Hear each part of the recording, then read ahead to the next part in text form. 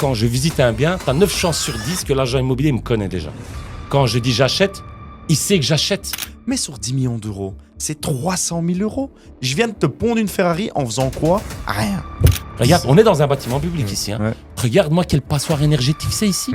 Ou va dans une maison communale, n'importe laquelle. Tu vas à Bruxelles, tu fais n'importe quelle maison communale. C'est des passoires énergétiques. Tu as des radiateurs qui tournent en continu. Le dossier PEB, il est ça épais. Ça épais. Qui va lire cette Bible? Personne. Parce que faire de la construction neuve, forcément, il faut avoir les moyens. Tout le monde ne s'improvise pas promoteur. On a besoin de fonds propres qui sont relativement importants. Et tout ça, ça amène à quoi? À un produit qui est au mauvais prix, au mauvais endroit, au mauvais moment. Et donc une commercialisation en échec. Bienvenue du coup pour ce nouveau podcast. Merci à Melvin et merci à Attila de venir faire l'honneur de votre présence. Aujourd'hui, c'est un podcast où on va parler d'immobilier. C'est un petit peu de vous. Moi, je vais être là pour, on va dire, cadrer le podcast, vous poser des questions. Et ce qui va être intéressant de voir, c'est d'avoir justement vos avis différents sur différentes thématiques de l'immobilier. Vous êtes deux investisseurs qui sont quand même différents. Et pour démarrer, ceux qui ne nous connaissent pas, qui ne connaissent pas bien, j'aimerais que vous présentiez chacun. Commencez par là. Présente-toi, dis-nous qui tu es et ce que tu fais. Moi, c'est Attila. Je suis acteur dans l'immobilier depuis bientôt 17 ans maintenant. Donc, j'ai fait une carrière de 2007 à 2014 en tant qu'agent immobilier. Et par la suite, en 2014, j'ai créé une société qui s'appelle VDB Capital, qui est spécialisée dans des opérations d'achat-vente en immobilier. Et aujourd'hui, j'exerce encore comme marchand de biens ou opérateur en achat-vente. Donc, je développe des projets, principalement dans le résidentiel. Principalement à Bruxelles, non, si je ne me trompe pas. Oui, tout à fait. Moi, je suis actif à Bruxelles et je développe actuellement un projet à Nivelles. Donc, c'est un immeuble de 2000 m² pour lequel j'ai obtenu un permis difficilement. Mais finalement, j'ai pu l'obtenir pour transformer l'immeuble en 14 unités de logement. Après 14 ans. Résidentiel et 2 commerces, ouais. Et par contre, je pense que je vais le céder. Je ne vais pas mener cette opération. Bon, amis investisseurs, si vous voulez investir, il y a un projet ici, Attila. Combien d'unités? 14, je pense. 2 commerces, 14 unités de logement et 15 parkings. Le problème que je vais avoir, c'est que les gens ils vont se demander pourquoi j'achète pas. Mais en fait, c'est parce que tu me l'en as pas encore parlé sérieusement. Mais non, mais après, c'est vrai que, comme je dis souvent, chacun son métier. Moi, pour me présenter, moi, c'est Melvin Lecoq, promoteur immobilier donc depuis 5 ans avec Accès Habitat. Le but est de construire des logements qui sont plus accessibles, un peu plus grands et 10% moins chers que le prix du marché en moyenne. Le but étant de structurer l'entreprise et de ne pas devenir le plus gros promoteur de Wallonie. Loin de là, ce ne sont pas mes ambitions, mais par contre, mes ambitions sont de faire de la qualité et vraiment d'avoir un service client hors pair qui me permet de me différencier par rapport à la concurrence. Mais je reste exclusivement dans le neuf. Et au niveau de mes zones d'achalandage, c'est uniquement dans le Brabant wallon, province de Namur et province de Liège. Alors, province de Liège, j'ai pas fait grand-chose à ce stade. On a 1-2 projets en développement, sinon il y en a eu un, oui. Sinon, c'est surtout du côté d'Andenne, Namur, Bouge, etc. Et dans le Brabant wallon, on a un projet en développement du côté d'Anu. Donc voilà, on est un peu vraiment dans ce triangle-là. Mais par exemple, moi, tu vois, je vais pas du tout à Bruxelles. Donc, et c'est là où des fois on voit certaines personnes qui finalement restent 100% à Bruxelles et il y en a d'autres qui sont en Wallonie qui veulent pas aller à Bruxelles. T'as une réponse à ça? Je crois que chaque région a sa spécificité. Hein. Donc on travaille régulièrement ou je pense de préférence sur des zones qu'on connaît. Ça c'est vrai. Moi je me vois mal travailler en Flandre par exemple. Pourquoi? Ouais. Parce que tout est en flamand. Donc la législation, déjà ça va être une barrière. Idem. Je parle néerlandais on va dire à 80%. Par contre une fois qu'on va rentrer dans des produits où ça devient plus technique, par exemple des permis d'urbanisme, ou que ce soit même un bail à louer, au fait, c'est compliqué. À partir du moment où tu as du jargon juridique, c'est compliqué. Pour ce qui est de la Wallonie, c'est un marché que je ne connais pas du tout et que je ne maîtrise pas. Tu vas me dire pourquoi pas faire les mêmes opérations à Liège ou à Namur. Pourtant, je suis sûr qu'il y a un marché qui doit être bien évidemment même moins concurrentiel qu'à Bruxelles. C'est parce que je ne connais pas les secteurs. Je ne connais pas les corps de métier là-bas. Je ne connais pas les fournisseurs là-bas. Et du coup, envoyer des corps de métier qui partiraient tous les jours de Bruxelles pour aller faire des projets à Namur, ça va être compliqué. Et de plus, je pense que tu le sais aussi, c'est quand bien même tu es structuré, organisé, que tu as de l'expérience, tu te dois de passer au moins 3 fois par semaine sur tes chantiers, pour ne pas dire tous les jours. Et tu sais, je vais même aller plus loin. Il y a une règle que je répète souvent, quasi tous les 2 jours. Si tu arrives dans un endroit et que tu ne connais pas les règles du jeu, n'essaye même pas de jouer parce que tu as de grandes chances de perdre. Et ben là, c'est exactement la même chose. Tu es un spécialiste à Bruxelles. Demain, tu veux venir à Liège, tu n'es plus un spécialiste à Liège. Pourquoi? Parce que on va te proposer un bien dans ce coin-là, en te vantant le mérite que le tram va arriver en 2036, etc. Toi, tu vas croire au poteau rose, et en réalité, en fait, tu te fais entuber. Et donc ça, c'est la meilleure manière de se planter. Et d'ailleurs, il y en a beaucoup, ils réussissent dans leur endroit, Ouais. ils essayent de se délocaliser pour grandir et finalement ils finissent par se planter. Notamment, ça a été le cas avec des entreprises au Luxembourg, ça a été le cas avec des entreprises en Espagne, en France, etc. Et donc c'est pour ça que je pense qu'il faut vraiment apprendre les règles du jeu et à partir du moment où on les connaît, là ça devient vraiment amusant de jouer avec. Ouais, bien sûr. Et faut pas oublier une chose non plus, hein. On a la chance en Belgique de faire les choses compliquées alors qu'on peut les faire simples. Ça c'est vrai. Donc tu sais que les règlements régionaux d'urbanisme sont différents par région. Bien sûr. Donc à Bruxelles, tu as des normes pour le logement qui ne sont pas les mêmes en Wallonie ou en Flandre. Du coup, il faut constamment devoir s'adapter à cette législation. C'est intéressant parce que vous faites de l'immobilier, mais chacun d'une façon très différente. Et souvent, quand on entend parler d'immobilier, on entend parler ceux qui qui achètent pour louer, Ouais. qui rénovent, qui veulent louer après, à ceux qui font de la promotion immobilière, ceux qui font de l'achat-revente. Moi, la question que je vais vous poser, c'est pourquoi vous êtes orientés chacun vers toi la promotion immobilière et toi vers. En fait, j'irais même plus loin finalement. Quels sont selon toi les avantages de faire uniquement des biens à rénover? Et moi, je vais donner mes avantages sur quels sont et les inconvénients de biens neufs uniquement, puisque moi, je ne veux pas faire de la rénovation. Euh, J'aimerais bien t'entendre à ce sujet pour savoir ce que toi, tu estimes en tant qu'expert justement dans la rénovation de biens. Et franchement, les amis, si vous avez l'occasion d'aller voir ces biens, d'ailleurs, ton dernier projet Noyer, franchement, C'est beau, hein. il est très top. Et ce que j'aime en fait dans ton travail, et là où en tout cas je m'identifie, c'est dans le détail de définition que tu fais, des petites poignées noires, les plaintes, les cuisines, les salles de bain, etc., les éclairages, le positionnement et tout ça. Ça peut être anecdotique pour certains, mais en fait, c'est là où on voit l'estime que tu as pour tes clients. Moi, j'ai beaucoup d'estime pour mes clients et dans ton ouvrage, on le voit, tu as énormément d'estime pour tes clients également. Et donc, par rapport à ça, quels sont selon toi les avantages, les inconvénients de la rénovation par rapport à des biens neufs? Je vais te les citer. Tout d'abord, je vais t'expliquer pourquoi je suis arrivé à faire ça. C'est lorsque j'étais agent immobilier, donc durant ma carrière de 2007 à 2014. Oui.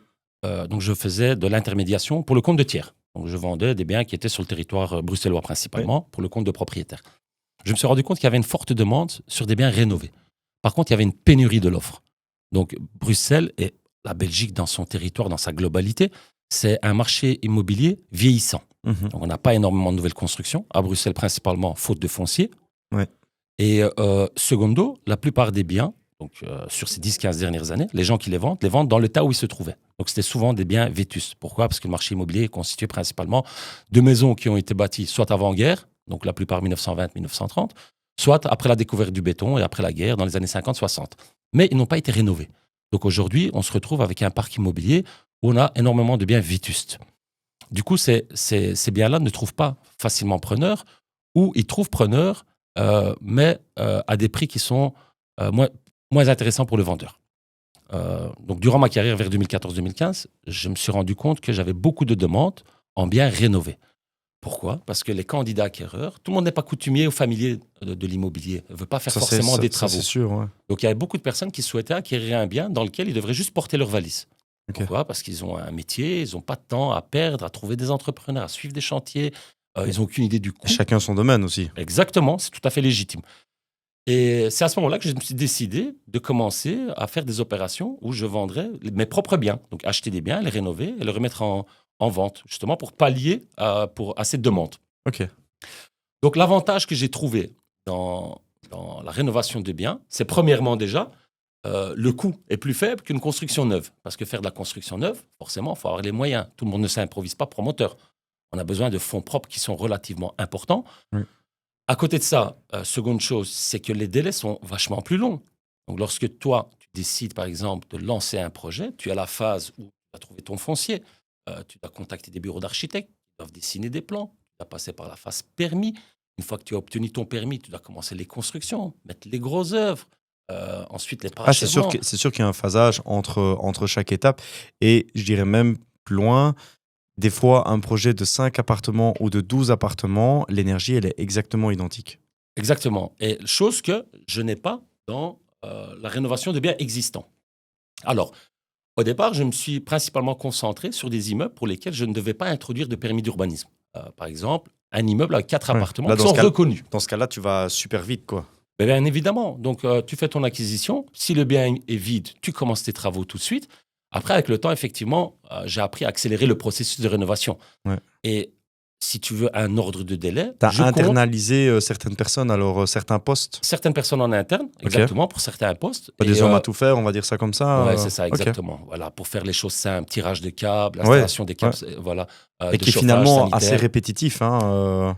Exactement, c'est les mêmes phases. Et puis alors, il y a aussi une chose, c'est à partir du moment où tu achètes ton bien, moi je compte en moyenne 6 à 8 semaines max par unité de logement. Ok. Donc lorsque tu as 4 logements, au bout de 8 mois, ton opération elle est terminée. Ouais. Tu mets en vente, si tu as des bons produits et que ton prix est correct par rapport au marché, comme le projet que je viens de terminer, en une semaine, j'ai vendu 75%, donc 3 appartements sur 4. Donc tu as un retour sur investissement qui est beaucoup plus rapide.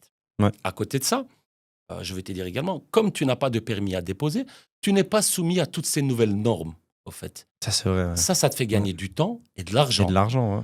Après, bon, on est dans une ère où maintenant, les certificats PEB comptent beaucoup. Chose qui ne comptait pas il y a 10 ans. Je pouvais Exact. faire des rénovations sans faire attention vraiment au label énergétique. Les Ouais. gens s'en foutaient. À partir du moment où c'était propre, c'était en bon état, c'était une belle rénovation, on ne regardait pas trop le PEB.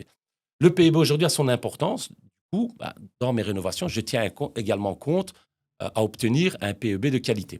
Dans l'existant, par contre, tu as des contraintes, en fait. Tu ne sais pas rénover autant que dans le neuf. Dans le neuf, tu peux partir sur des labels A. Je pense que tu y arrives. En fait, on est obligé. Voilà, vous êtes obligé. Moi, je n'ai pas de normes à atteindre. Par contre, je fais en sorte d'arriver à la meilleure norme possible. Et D'un souvent, point de vue c'est C. commercial. Oui, Oui, d'un point de vue commercial. ouais. Et également d'un point de vue bancaire. Parce que les banques, aujourd'hui, C'est clair. Hein. accordent une importance très importante au PEB du bien qu'ils vont financer. Pour quelles raisons? Premièrement, pour être sûr que le client qui va l'acheter, ça ne va pas trop empiéter sur sa capacité de remboursement au cas où les prix des énergies primaires, donc gaz, électricité, viendraient encore à augmenter ou exploser dans le futur. Secondo, la banque se dit également, bon, tu connais les banquiers, ils veulent se protéger un maximum.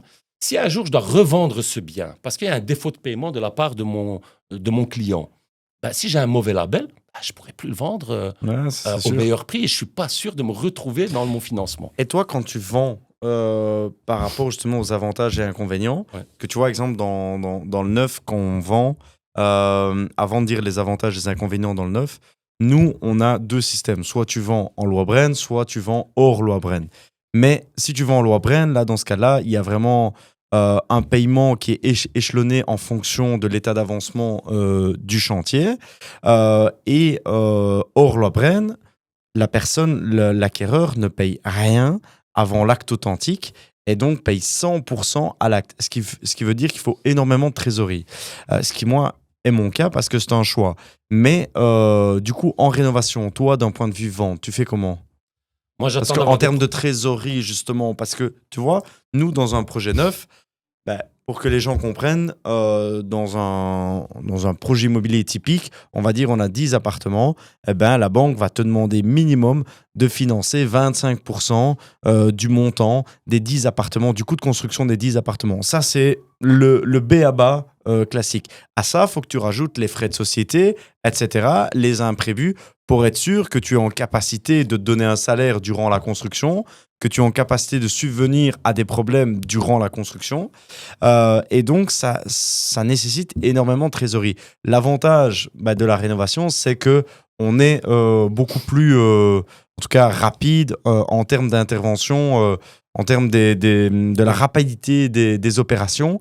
Et donc là, au moment où tu vends, toi, tu vends en bout de course, tu vends pendante, comment ça se passe? Moi, je vends toujours en bout de course, lorsque mon produit est terminé, mais vraiment à 100%. Ok, donc tu veux maîtriser tes coûts à 200%, quoi. C'est pas uniquement maîtriser les coûts, c'est une question de facilité. Je vais te donner un exemple. J'avais fait un projet il y a 3-4 ans sur l'avenue Plasky. C'était 1800 mètres carrés de bureau que j'ai transformé en 14 logements. J'étais quasi à l'achèvement des travaux. Je suis arrivé au post-parquet, donc il fallait poser les parquets, ensuite les portes, et Ouais. le projet était terminé. Normalement, tu n'as plus beaucoup de surprises. Exactement. J'ai lancé donc les ventes à ce moment-là, parce que je voulais rentabiliser mon investissement, vu que j'arrivais quasi à échéance. Chance. Par contre, ce qui s'est passé, c'est que les personnes qui ont visité le bien, ok, ils ont visité, ils ont vu le produit qui n'était pas encore terminé. Donc sur le compromis de vente qu'on a signé, ils ont fait tout un listing des postes qui doivent être terminés, ce qui est tout à fait normal. Par contre, ils se réservent le droit, une semaine avant de venir signer l'acte, de revisiter le bien. À ce moment-là, quand ils viennent revisiter, ils arrivent toujours à te trouver des petits détails, mais qui n'ont en fait quasi aucune importance ou des importances minimes. Hein. Et là, ça devient contraignant parce qu'on te dit « Ah, mais là, c'est mal fait. Ah, j'ai un petit éclat sur le bout du meuble. Ah, ici, on a ouvert la porte, elle a touché le mur, j'ai un petit éclat dedans. » Ça se complexifie. Par contre, quand j'ai fini mon projet, on visite le bien. Okay, la personne signe son compromis. Entre-temps, voilà, je ne dois pas faire une liste d'obligations à Et il n'y a respecter d'ici pas l'échéance. une réception Non. provisoire, définitive, etc. Exactement, c'est pour éviter tout ce genre de cas de figure. Il n'y a pas de réception provisoire, il n'y a pas de Donc réception toi, définitive. une fois que tu as vendu, c'est quoi les garanties que tu donnes? Les garanties, je n'ai pas d'obligation de garantie à proprement dit. En fait, ce que je D'accord. fais, c'est que moi, dans les actes de vente, pour me sécuriser, Ouais. ce que je mets qu'en tant que professionnel de l'immobilier, j'assure une garantie qui n'est pas contractuelle, qui n'est pas obligatoire, de 6 mois. C'est-à-dire que le client a 6 mois pour me faire savoir si éventuellement il y a quelque chose qui ne va pas et je fais les interventions nécessaires. Mais je n'ai pas d'obligation de garantie décennale parce qu'au final, ce n'est pas un produit neuf, c'est un produit qui a été rénové. Donc, c'est un produit sur le marché existant. Donc, le client qui vient l'acheter, il achète ce qu'il a vu. Comme un bien qui n'a pas été rénové, aussi bien qu'un bien qui a été rénové. Mais j'assure quand même un service après-vente. Pourquoi? Parce que j'ai une certaine notoriété. Ça, Et c'est sûr. perdre sa Et notoriété. puis, tu as des clients qui peuvent te racheter de projet en projet aussi. Hein, donc, Et tu as beaucoup de recommandations. Donc, Bien c'est ce que sûr. j'observe aujourd'hui, c'est que le type de projet, les finitions que je fais, dont tu as parlé au début, c'est devenu quasi ma griffe, ma signature à Bruxelles. Ouais. Donc, aujourd'hui, j'ai fait quand même une centaine d'unités. J'ai livré sur 10 ans un peu plus de 100 unités. Mhm. Donc, chaque projet est de plus en plus beau et de mieux en mieux fini. Donc, c'est devenu une référence et c'est vrai que ces gens-là me recommandent. Et donc, il y a des personnes qui m'appellent en me disant « Est-ce que vous avez un projet en cours ?» Ouais. Parce que j'ai un ami ou une amie qui a acheté un bien chez vous et je voudrais avoir un bien avec le même niveau de qualité et de finition. Alors là, c'est peut-être un peu à ton désavantage, mais toi, je sais que dans tes promotions, tu fais très attention à ça. Il faut savoir que les promotions actuellement, quand on prend les gros promoteurs qui sont actifs sur le marché, c'est du copier-coller. C'est les mêmes qualités de finition, c'est standard. Je trouve qu'il n'y a aucun charme, il n'y a pas d'esthétique. Ouais, depuis 15 ans, ça a toujours été pareil. Ouais. Tu as un budget cuisine où tu vois les cuisines, mais tu te dis, c'est pas possible, au fait. C'est des cuisines, je pense que, je ne sais pas, tout droit venus des pays de l'Est qui ont coûté 3 500 €. C'est 4 500 € de budget et ils te vendent ça comme du haut standing. C'est le gros problème de beaucoup de projets. Moi, si je devais résumer les avantages pour la promotion immobilière neuve, c'est que d'un point de vue budget de construction, il est clair qu'on est capable de maîtriser quasi tous les coûts dès le départ jusqu'à la fin, avant même de commencer la construction. Ce qui nous permet de dire, par exemple, si ce chantier coûte 100 000 €, il n'y a pas de raison que ce chantier coûte 115 000 € in fine. Si c'est le cas, c'est que soit les métriques ont été faussées, soit il y a eu des erreurs de calcul, etc. Mais quand les choses sont bien ficelées, ça ne peut pas arriver. Ça, c'est la première chose. La deuxième chose, c'est que, en fait, tu fais beaucoup plus d'unités d'un coup que dans des biens à rénover, selon moi, parce que la banque, quand elle va te prêter, par exemple, 25% d'un projet de 10 appartements, une fois que tu as fait ces 10 appartements-là, tu peux passer à 20. Une fois que tu as passé à 20, tu peux passer à 30. Il y en a souvent, ils me disent, comment est-ce qu'on peut commencer dans la promotion immobilière? C'est simple, commence par 4 unités. 4 unités, elles vont te coûter peut-être 150 000 €. Fois 4, ça va faire 600 000 €. En résumé, ta mise de fonds, c'est 150 000 € à tout casser. Et 150 000 €, arrête d'acheter une BMW M3 avec 2 turbos. Arrête de faire le beau sur la place publique. Concentre-toi, reste focus, et ensuite de ça, investis. Tu fais 4 appartements, tu prends ton profit, tu en refais 6 ou 8 après. Et ensuite, une fois que tu as passé ces 5 ans-là, ces 5 premières années qui sont difficiles, où tu dois sacrifier, où tu dois vraiment mettre la main à la pâte, mais je peux te dire qu'après, tu peux faire des trucs de psychopathe. Et donc, c'est ça que je trouve qui est bien. Par contre, dans la rénovation, pour moi, je trouve qu'il y a trop d'imprévus, trop d'incertitudes, alors que dans le neuf, j'ai cette forme de sécurité. Après, je dis bien, c'est une forme. Hein. C'est pas une sécurité garantie. Autre chose, d'un point de vue commercialisation, je trouve qu'on permet vraiment la possibilité de pouvoir configurer ton bien comme tu le désires, alors que dans la rénovation, tu as un bien fini. Ben, toi, ok, tu fais des super finitions, mais il y en a plein qui font pas des super finitions. Donc le bien, il est comme ça. Ben, entre guillemets, ouais, j'aime pas ton carrelage, j'aime pas tes plaintes, j'aime pas ta cuisine. Ben, on fait comment? Ben, tu le vends pas. Alors tu me diras, dans le neuf, il y en a plein aussi qui ont ce problème. Mais dans le neuf, on a la possibilité de pouvoir personnaliser les biens pour les clients. Et donc ça, pour moi, ce service client, c'est clairement une différenciation majeure qu'on va retrouver dans le neuf, qu'on a difficilement dans la rénovation.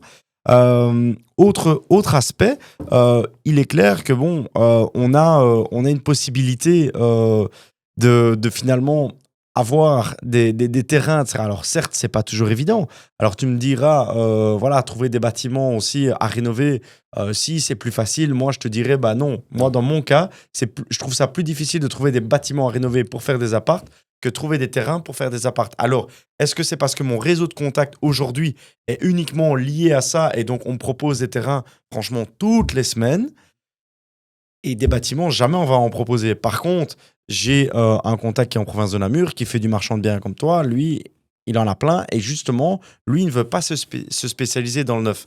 Et c'est là où on voit qu'il y a vraiment une grande différence entre des gens qui veulent faire uniquement la rénovation et des gens qui veulent faire uniquement le neuf. Mais moi, je pense que voilà, le neuf a des belles années. Pourquoi? Parce qu'en termes de suivi client, on ne sait pas l'avoir dans la rénovation. En termes d'apport de fonds propres, ça permet de faire en sorte, quand tu ne vends pas sous la brenne, de pouvoir acheter un appartement, le configurer et le payer in fine. Ça veut dire que si tu signes chez moi et que tu n'as pas les moyens, mais que le projet est livré dans 2 ans, en fait, tu as 2 ans pour trouver du pognon. Mais en résumé, c'est chouette, parce qu'en gros, tu peux te projeter dans un bien sans en avoir les moyens. Et ça, ben, dans la réno... Et être déçu à la fin parce que tu n'as pas eu ton financement. Non, ben après, on a des clauses, tu vois. Après, on a des clauses, tu vois. Mais ce que je veux dire, c'est qu'un bien dans la réno, même s'il te plaît, tu dois l'acheter maintenant, tu vois. Donc, si tu n'as pas les fonds maintenant, ben, c'est compliqué. Et donc, finalement, moi, j'en reviens surtout à l'expérience client, finalement. La grande différenciation pour moi entre la rénovation et le neuf, c'est vraiment l'expérience client, parce que au sein de la construction, ben, aussi ce qui permet d'être plus optimal, c'est que tu vois, si tu as envie de faire des 73 mètres carrés, un bloc de 20 apparts, 73 mètres carrés, ici j'en ai fait un 17, c'est tous les mêmes. Hein. Comme ça. Et ça, ben dans la réno, c'est pas toi qui décide. C'est le bâtiment qui décide pour toi et ensuite, c'est à toi de t'adapter. Et là, c'est clair qu'il faut avoir une capacité à s'adapter qui est beaucoup plus importante dans la rénovation que dans le neuf. Dans le neuf, tu peux dire, ben voilà, moi, j'aimerais faire ça comme ça. Et entre guillemets, ben, c'est ton archi qui doit, sur papier, s'adapter à tes désirata. Alors que dans la réno, tu as des plans et la réalité, contredis-moi si je dis des conneries, mais en réalité, tes plans, entre tes plans de départ et tes plans de fin, je peux te dire que je suis sûr qu'il y a 2 mondes de différence. Peut-être pas 2 mondes, mais en tout cas des différences. Et petite question, justement, parce que tu parles d'adaptabilité au niveau de l'impact sur les réglementations environnementales, parce qu'on en a de plus en plus. Comment vous le vivez ça? Comment vous vous adaptez justement par rapport à ça? Bah moi, je dis que c'est de la fumisterie. Donc, dans le sens que quand tu vois comment sont encodés les PEB aujourd'hui, tu te dis vraiment que c'est vraiment de la fumisterie. Autre chose, dans les PEB, par exemple, tu as un test blow door test. Je vais y arriver, excuse-moi. Heureusement que je parle anglais. Et du coup, ce blow door test, il est clair que de base, il a une valeur très péjorative, genre je pense que c'est de 12 ou 13. On va faire une pause pour expliquer. Blow door test, c'est un test à l'étanchéité avec de l'air. Oui, exactement. Tu as raison de faire la petite parenthèse. Et ce test-là permet de gagner presque 10 points dans ton PEB. Il faut savoir que 10 points dans un PEB, c'est énorme. Ensuite de ça, ça, on n'est pas obligé de le faire, mais clairement, tu dois le faire. Et entre guillemets, c'est juste de l'encodage. Deuxième chose, ici, si tu mets des chaudières gaz dans le neuf, tu n'arrives pas en PEBA. Tu dois mettre des panneaux solaires. Ici, je viens de faire un projet. En mettant un panneau solaire, on passe en A. Du coup, il est clair qu'à un moment donné, ça devient ridicule. Comme si ce panneau solaire-là faisait en sorte que, voilà, on va révolutionner le truc. Et donc, en fait, je trouve que le PEB, c'est une fumisterie. Toutes ces réglementations, moi, j'ai aucun respect pour ces réglementations. Et franchement, je pense qu'on l'a encore vu ici tout récemment. Je pense que c'était hier ou avant-hier. La pollution dans le monde, en Europe, je pense que c'est 6,5%, un truc dans le genre. Je pense sincèrement que c'est pas nous, Européens, qui allons changer la pollution, etc. Maintenant, faire des efforts, je suis le premier à dire, il faut faire des efforts, il faut avoir une conscience, mais maintenant, il faut pas aller non plus dans l'abus. Parce que l'abus, à un moment, c'est un coût. Et ce coût-là, c'est qui le paye in fine? Oui, on le paye pendant la construction, mais ça veut dire que quoi? Les prix de vente, ils sont à hauteur de nos coûts de construction. Et donc, in fine, c'est le client final qui le paye. Et donc, moi, je dis juste qu'il faut faire ce qui est nécessaire, mais ils ne font pas arriver dans des dérives. Qu'en penses-tu, toi? Bah, écoute, moi j'ai un avis un peu plus mitigé que le tien. Je vais t'expliquer pourquoi. J'aime bien. Premièrement, bah, ça s'inscrit dans le plan air-climat, hein. Donc décarboniser la planète, premièrement. Mais je pense qu'en dehors de la décarbonisation, pour moi, le facteur le plus important, c'est le coût en énergie primaire que peuvent obtenir les ménages. Pourquoi? Parce que tu as bien vu, lorsqu'on a eu l'explosion des prix il y a quelques années, le prix du gaz a fait x10. Hein. On te dit c'est x3, x4. Mais moi, j'ai analysé le marché. C'est x10. Ouais, mais la demain, consommation du tu as une kilowattheure. pompe à chaleur. Le prix de l'électricité, il va avec le prix du gaz. Oui, bien sûr. Mais vois je t'explique. Regarde.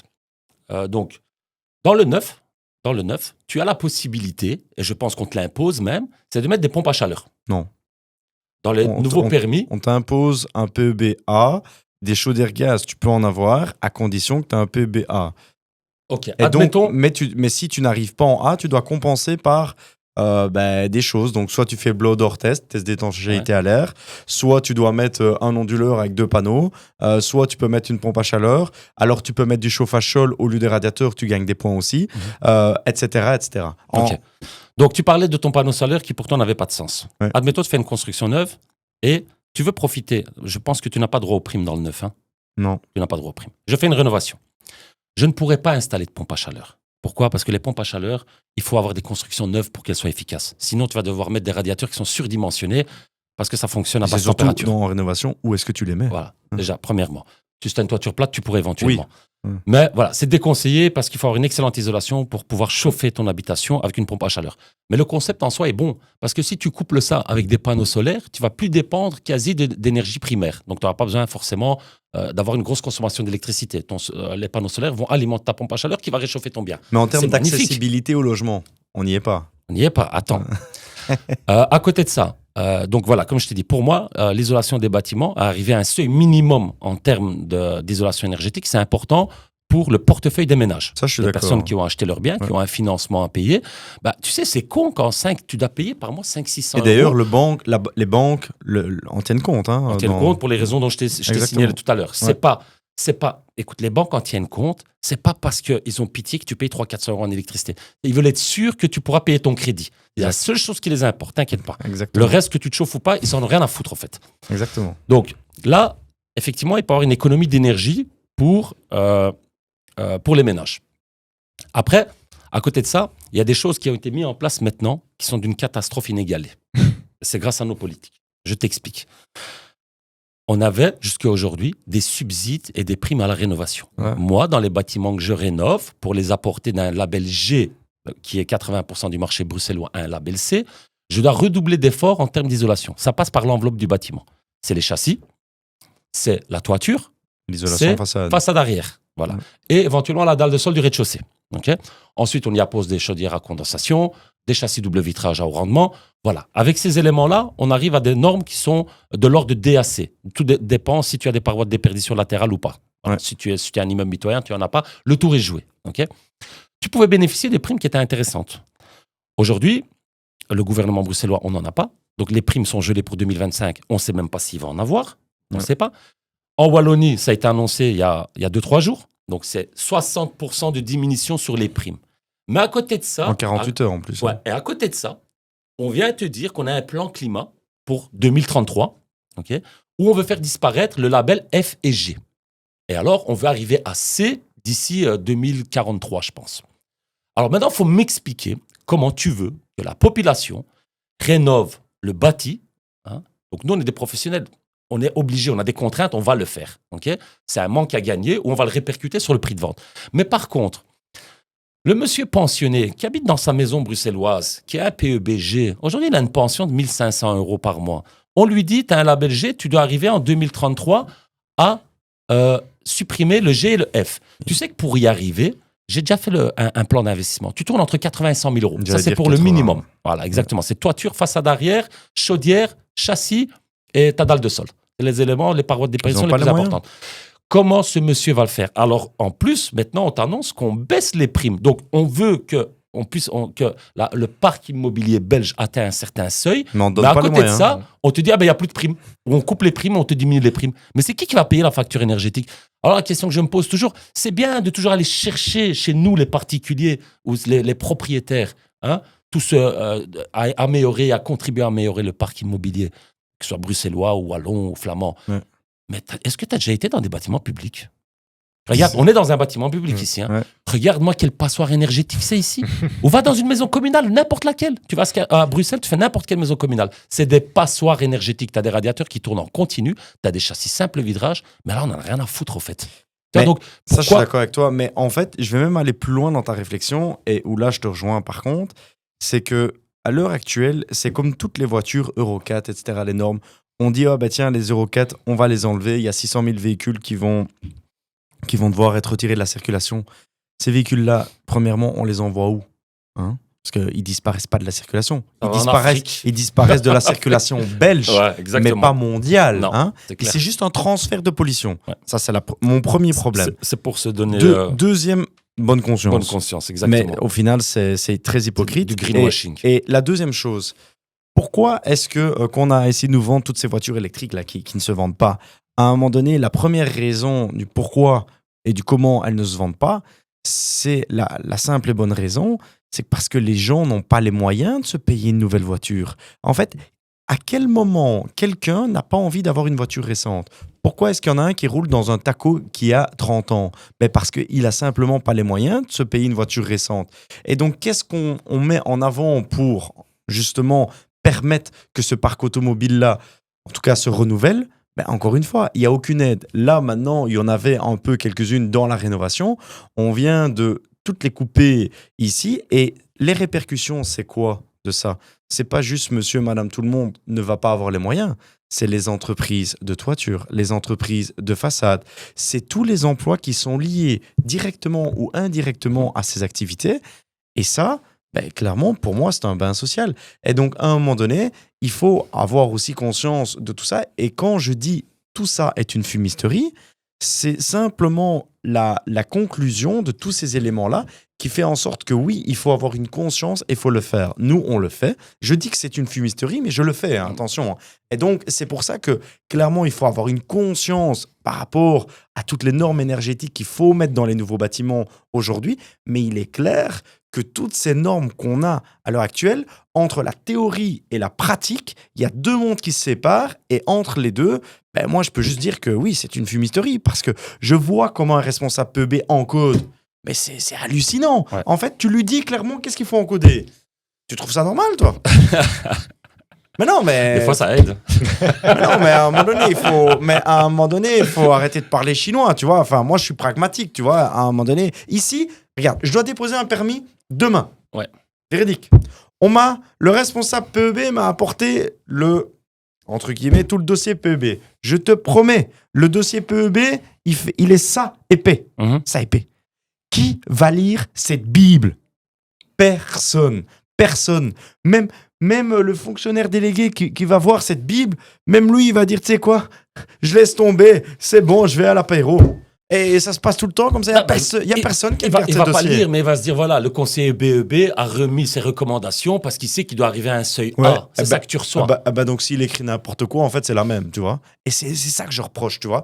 Et pire que ça, on a des responsables PEB sur chantier qui nous disent, voilà, il faut mettre ceci, tel isolant, tel machin, etc. Elle est où la vérification? Il n'y en a jamais. Et ils sont censés vérifier pourtant. Ouais.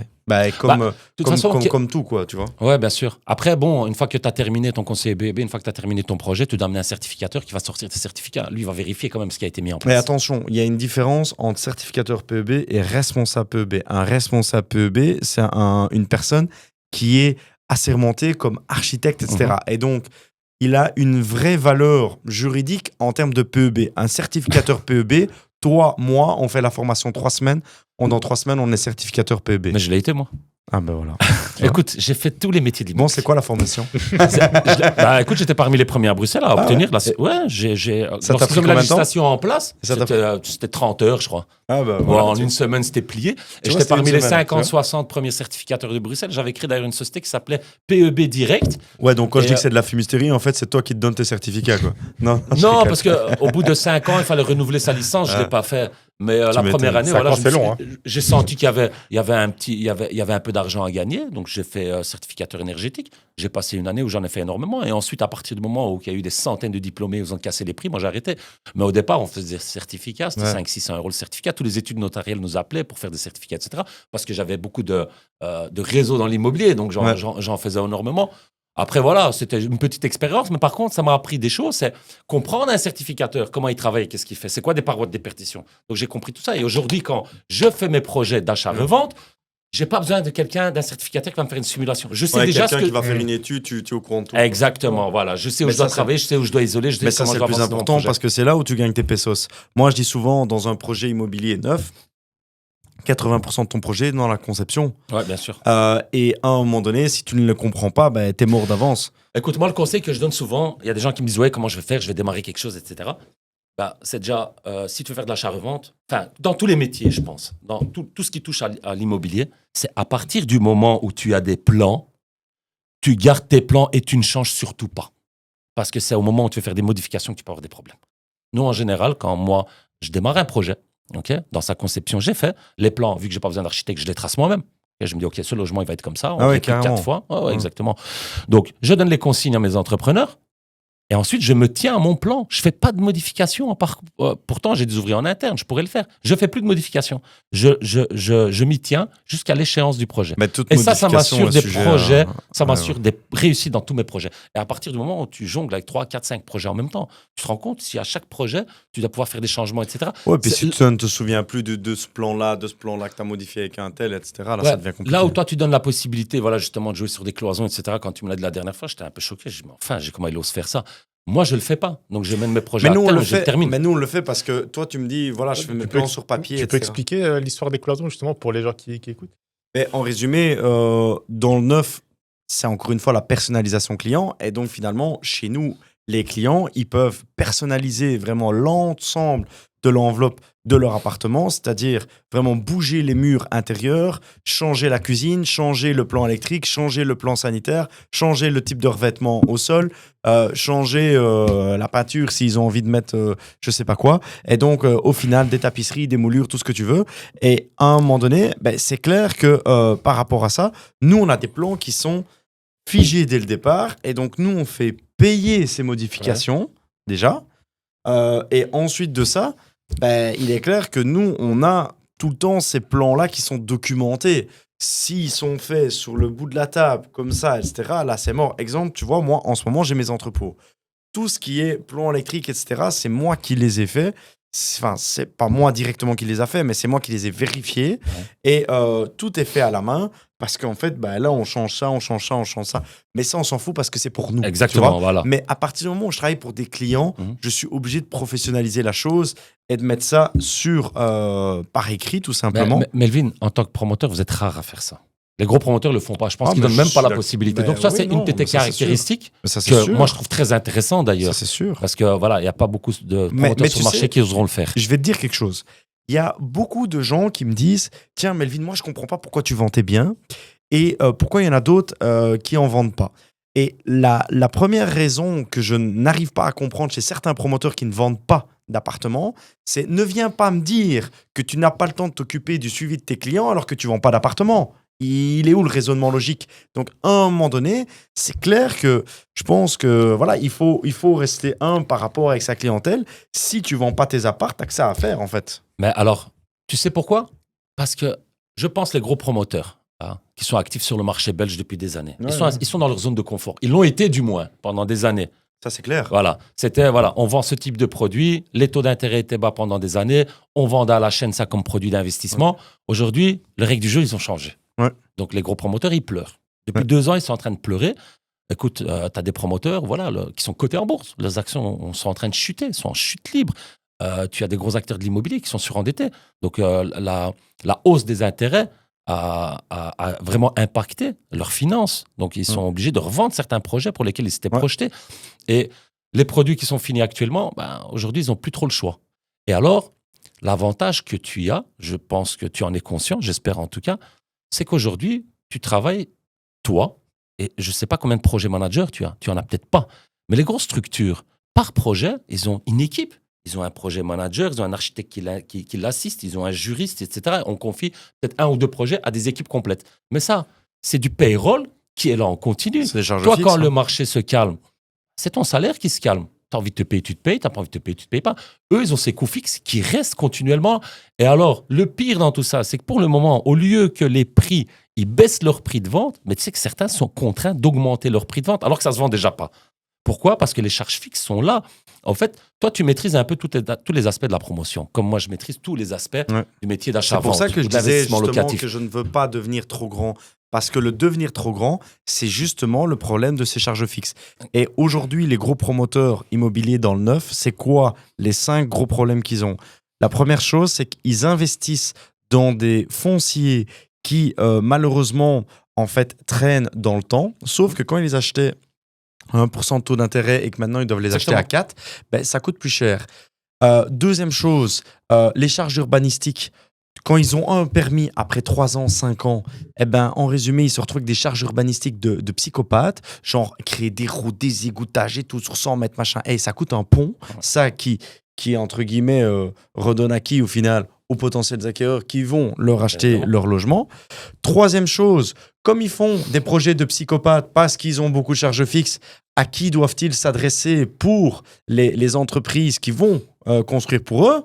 Des catégories 8, des machins, des gros, hein, des basics, Et forcément, etc. ça coûte plus cher. Et eux, qu'est-ce qu'ils font ? Comme eux, ils ont beaucoup de charges fixes. Qu'est-ce qu'ils prennent ? Ils prennent 20% en plus, donc ça leur coûte plus cher.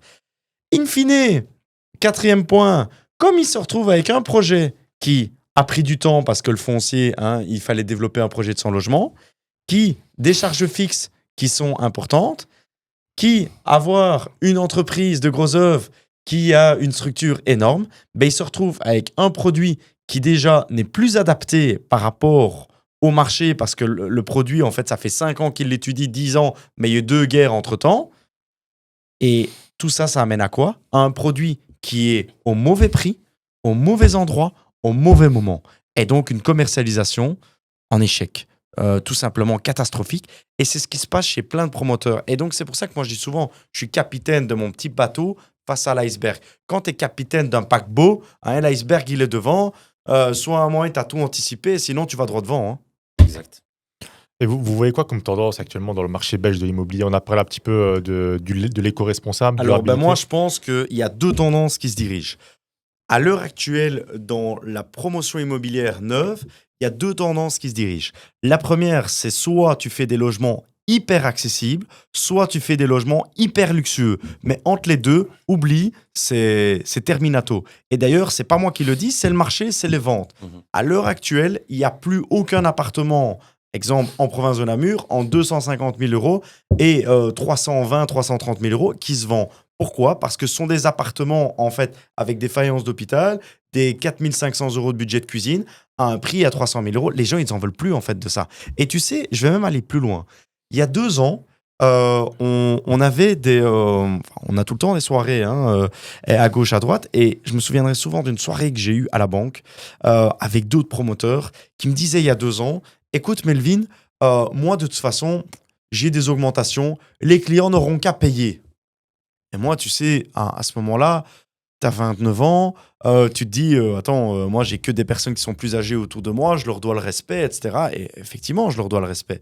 Mais par contre, quand ils me racontent des carabistouilles, oui, moi, j'écoute, je dis rien parce que j'ai pas envie qu'on me prenne pour un fou tout le temps. Mais à un moment donné, je me dis, ils ont tort, ils ont tort. Et à un moment donné, je me suis juste dit, tu sais quoi, le marché, on verra si le marché dit raison ou s'il dit faux. Et à l'heure actuelle, 2 ans plus tard, on se rend compte de quoi ?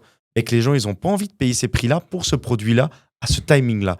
Et donc, moi, je pense que soit tu dois te différencier en disant, voilà, je fais du super luxe parce que justement, tu es dans une niche de Mhm. clients, peut-être le 1% ou le 2%, mais dans ce cas-là, vas-y jusqu'au bout. Hein. Mets des caves à vin, mets de la domotique, mets une salle de sport, mets à la limite un mini-home dedans si tu veux, mets une discothèque, enfin non, je rigole. Des trottinettes. Mais des trottinettes, des vélos, tout ce que tu veux, même une voiturette de golf pour qu'ils aillent chercher leur pain, mais on s'en fout. Mais tu mets tout ce qu'il faut, mais t'y vas genre one life, là. Ouais, Genre t'y ouais. vas all in, quoi, tu vois, comme au casino. Ou alors tu vas dans le super accessible, ce qui, moi, maintenant, est mon créneau 2025-2026. Alors certes, j'ai un projet en bord de Meuse, près de Jambes, qui est super magnifique, etc.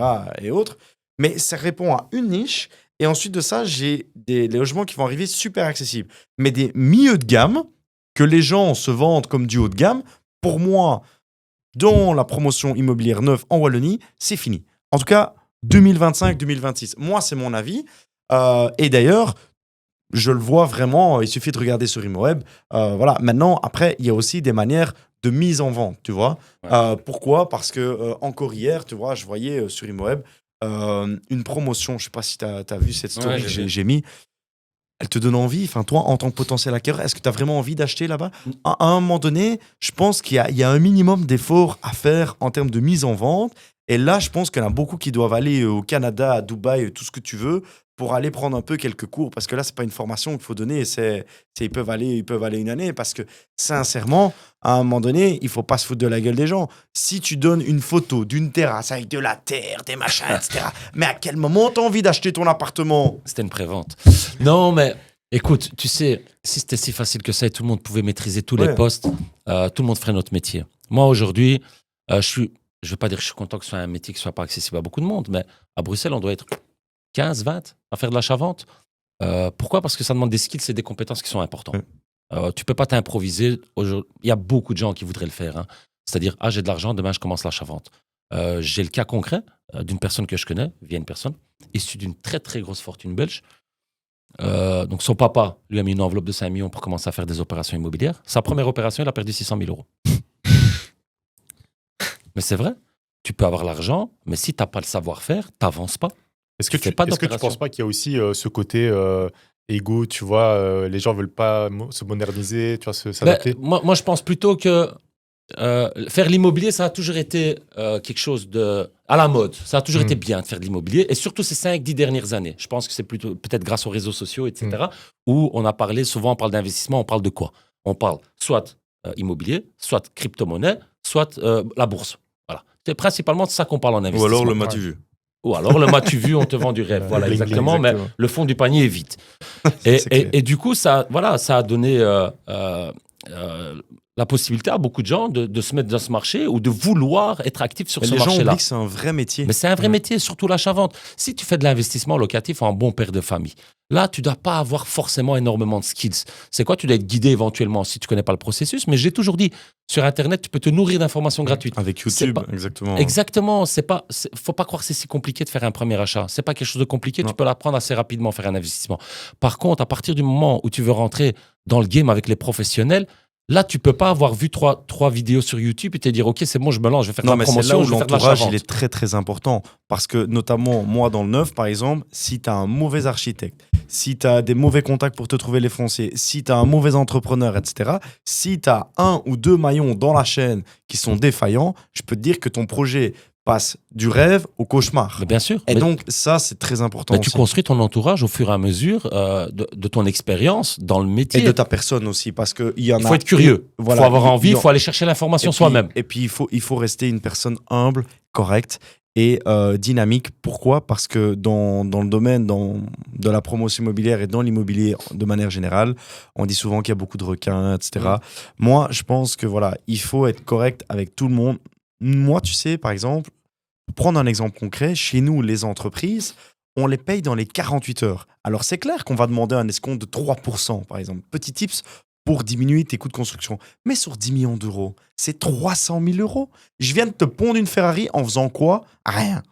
L'argent, il est disponible, le travail, il a été fait. Pourquoi est-ce que tu dois attendre 30 jours pour le payer ? Ben voilà, tu viens de passer à côté d'une Ferrari.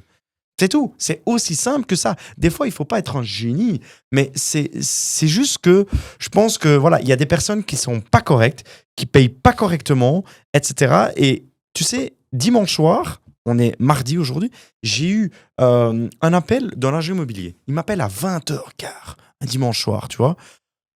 Moi, tout le monde sait, on peut m'appeler quand on veut, tu vois, mais genre le dimanche, à un moment donné, appelle-moi vraiment pour me dire que tu m'as vendu 10 appartements, sinon ne me dérange pas. Pourquoi ? Parce que j'ai envie de passer du temps avec ma fille, etc. Et ma femme aussi, si elle m'écoute, tu vas avoir des problèmes. Et donc, du coup, ici, il m'appelle et il me dit, écoute, Melvin, j'ai un propriétaire de terrain qui m'a appelé. Il me demande des renseignements sur toi et tout, parce qu'il a entendu parler de toi et tout, mais voilà, il veut savoir si peut vraiment avoir confiance, etc. Machin, t'es en train de truc, etc. Tu vois, je suis en train de finaliser, on est en phase de négociation et plus vers la phase finale parce que j'ai envie de l'acheter. Et donc, du coup, il me dit, ok, super, parfait. De toute façon, comme on se connaît bien, etc., je vais lui vendre les mérites d'Accès Habitat, lui dire à quel point tu es finalement une personne super correcte. Puis moi, je te connais aussi, on a fait du business ensemble, tu es super correct et tu es le promoteur qui sera à même de lui donner la meilleure valorisation pour son terrain. Du coup, qu'est-ce qu'il a fait ? Il a appelé, il m'a rappelé aujourd'hui pour me dire, ben voilà, je l'ai eu en ligne, le gars, il est super, il est super motivé, là, tu n'as plus qu'à accueillir le terrain. Ben ça, typiquement, c'est le fait d'être correct avec les personnes qui nous entourent, c'est d'être honnête avec les personnes qui nous entourent, de pouvoir bien communiquer. Et ça, sincèrement, je pense que voilà, moi, je viens d'avoir 31 ans, je me dis que si je suis comme ça pendant 20 ans, dans 20 ans, j'ai je sais pas combien de contacts dans ce téléphone. Mais à un moment donné, genre, j'aurais tellement de personnes qui voudront m'appeler que oui, j'aurais besoin de 3 secrétaires à temps plein. Bon, là, je vais en avoir une, mais c'est clair qu'à un moment donné, je pense que voilà, c'est important aussi. Et on est dans un métier, tu vois, où on a trop cette réputation qui nous colle à la peau de oui, tu es un gros promoteur, donc tu es un requin, tu vas m'arnaquer, etc. Machin. Et ça, ben voilà, je trouve ça des fois dommage. Et c'est pour ça que j'essaie de montrer cette image-là de moi. Bah, tu sais, Qu'est-ce que tu en penses, toi ? bah, moi, je suis tout à fait d'accord avec toi. Dans ce métier, tu sais, c'est un petit milieu. Hein. Donc, on n'est pas des milliers de personnes, en tout cas, du moins à Bruxelles, à être actifs, par exemple, dans l'achat-vente. Et ta réputation, elle peut vite monter comme elle peut très, très vite descendre. C'est très difficile, justement, à la construire, mais tu peux la perdre très rapidement. Moi, en l'occurrence, j'ai les mêmes qualités que toi. C'est-à-dire les corps de métier avec qui je travaille. Purée, heureusement que t'es pas une russe avec des gros seins, tu vois, bien blonde, parce que sinon on serait déjà en couple. Écoute-moi bien. Écoute-moi bien. Tu sais qu'ils me disent, Attila, mais ils me disent, mais quand je travaille avec toi, c'est dingue. T'es le seul mec qui m'appelle pour me dire, envoie-moi ta facture, faut que je la paye. Tu sais pourquoi ? Parce que quand tu fais trop d'opérations en même temps, moi je dis toujours avec certains collaborateurs, parce que j'ai une branche vente, agence immobilière également, j'ai dit, les gars, si moi, j'ai 6 sociétés, donc je reçois des factures, des paiements et des mails à traiter sur mes 6 boîtes. Je reçois 50 coups de fil par jour, 70 mails, et je te dis pas combien de factures. Du coup, je peux pas laisser au lendemain, aux 3 jours, 4 jours de délai. Donc, qu'est-ce que j'aime bien ? À partir du moment où un corps de métier a fini, j'ai fait la réception, j'ai vérifié, tout est bien fait. S'il traîne, je dis allô, envoie-moi ta facture, comme ça je la paye. Ou quand il me l'envoie, je la paye directement. Pourquoi ? Pour moi, c'est dans le classeur, c'est terminé. Il y en a combien qui... Mais il n'y en a pas beaucoup, parce que voilà. J'ai plein de corps de métier qui me disent, ouais, lui, il me doit encore 2000, lui, il me doit 3000, lui, il me doit 5000. J'ai pleuré. L'avantage, c'est que c'est mais quoi ? quand je lui téléphone, le gars sur un projet, exactement. il laisse son autre projet, il vient bosser chez moi. Exactement. Il me dit, Ati, c'est urgent ou pas ? Je lui dis hier. Il me dit, demain, je suis là. Alors, bon. Il me dit, ouais, j'avais prévu un autre chantier, mais c'est bon, je laisse, je fais ta toiture. J'arrive. Donc, tu vois, et ça permet de te construire déjà ta réputation. Ça permet de montrer qu'il y a une certaine solidité financière aussi. C'est important. Et alors, voilà, toutes ces choses-là font que tu as déjà, avec les corps de métier avec qui tu travailles, une certaine confiance. À côté de ça, moi, je suis actif depuis plus de 15 ans. Après, c'est pas une assurance touriste non plus. Faut pas croire que parce que tu payes bien, parce que si, entre guillemets, tous les gens, tout est beau, tout est rose. Moi, j'ai même des gens... Je te jure, t'as beau les payer dans les 48 heures, les machins, de temps en temps, il y en a, tu dois encore les tirer par les oreilles. Hein, donc voilà. Maintenant, on les change, hein, mais bon, voilà. C'est comme je t'ai dit au début, si c'était aussi simple, tout le monde le ferait. Exactement, ça c'est sûr. Donc voilà, chaque métier a son lot de difficultés, il faut l'accepter. C'est sûr. Tu sais, quand tu fais ton bilan en fin d'année, tu as fait 700 000 euros de plus-value, ben, tu sais pourquoi tu l'as fait ? Oui, puis bon. Si c'était facile, tout le monde ferait 700 000 euros ou 1 million par an de plus-value. Voilà, c'est pas donné à tout le monde. À côté de ça, tu sais, je dis toujours, faut pas croire que je suis arrivé là où je suis arrivé par magie tout seul, en fait. Hein. Je suis parti de rien, en fait. Donc moi, en 2014, le premier projet que j'ai fait, c'était 7 ans de commission d'agent immobilier que j'ai su économiser, épargner. J'avais 200 000 euros que j'ai mis sur la table pour une opération à 1 million. 250 000. Tu sais que pendant mon opération... Mais c'est ça que les gens, souvent, ils comprennent pas parce que tu vois... Attends, laisse-moi terminer, regarde. Vas-y. Je mets 200 000 euros, 250 000 euros sur la table. Je demande un financement sur une opération à 1 million. J'ai besoin de 700 000 euros. La banque me fait, Je remercie d'ailleurs le banquier qui m'a fait confiance. Il me fait confiance, il me finance ce projet. Je fais ce projet, tu sais qu'arrivé à l'échéance du chantier, j'avais même plus d'argent pour terminer le projet. Il me manquait 100 000 balles. Parce que j'ai eu un dépassement de budget, parce qu'à l'époque, je ne connaissais pas les travaux, je ne savais pas combien ça allait me coûter. J'y suis arrivé, je me suis arrangé avec mon entrepreneur en me disant, voilà, tu termines le chantier parce que je ne sais plus te payer, il restait 100 000 euros à payer, je ne savais plus. Je finis l'opération, je vends 1 650 000.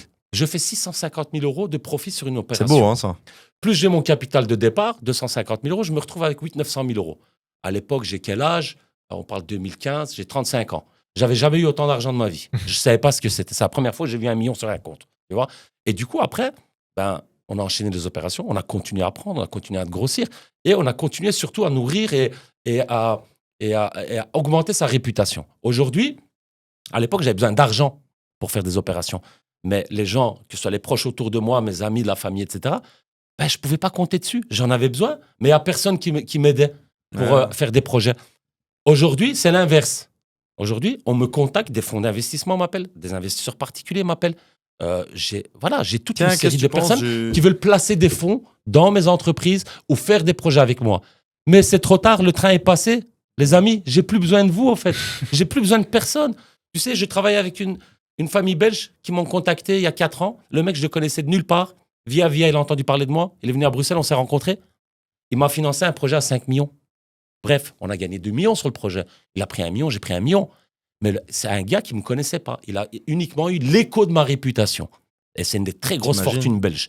Donc aujourd'hui, la famille qui ne voulait pas m'aider il y a 10 ans, aujourd'hui, désolé, hein, même si vous venez, vous me dites on fait des projets ensemble, on ne va pas les faire, tout simplement. Pourquoi? Parce que je ne travaillerai pas en famille, tout simplement. J'espère qu'ils vont rendre l'émission pour le voir. Et aujourd'hui, regarde, mais, le niveau de compétence où tu arrives et de réussite où tu arrives, tu le perçois plus facilement des personnes qui sont autour plutôt que tes proches.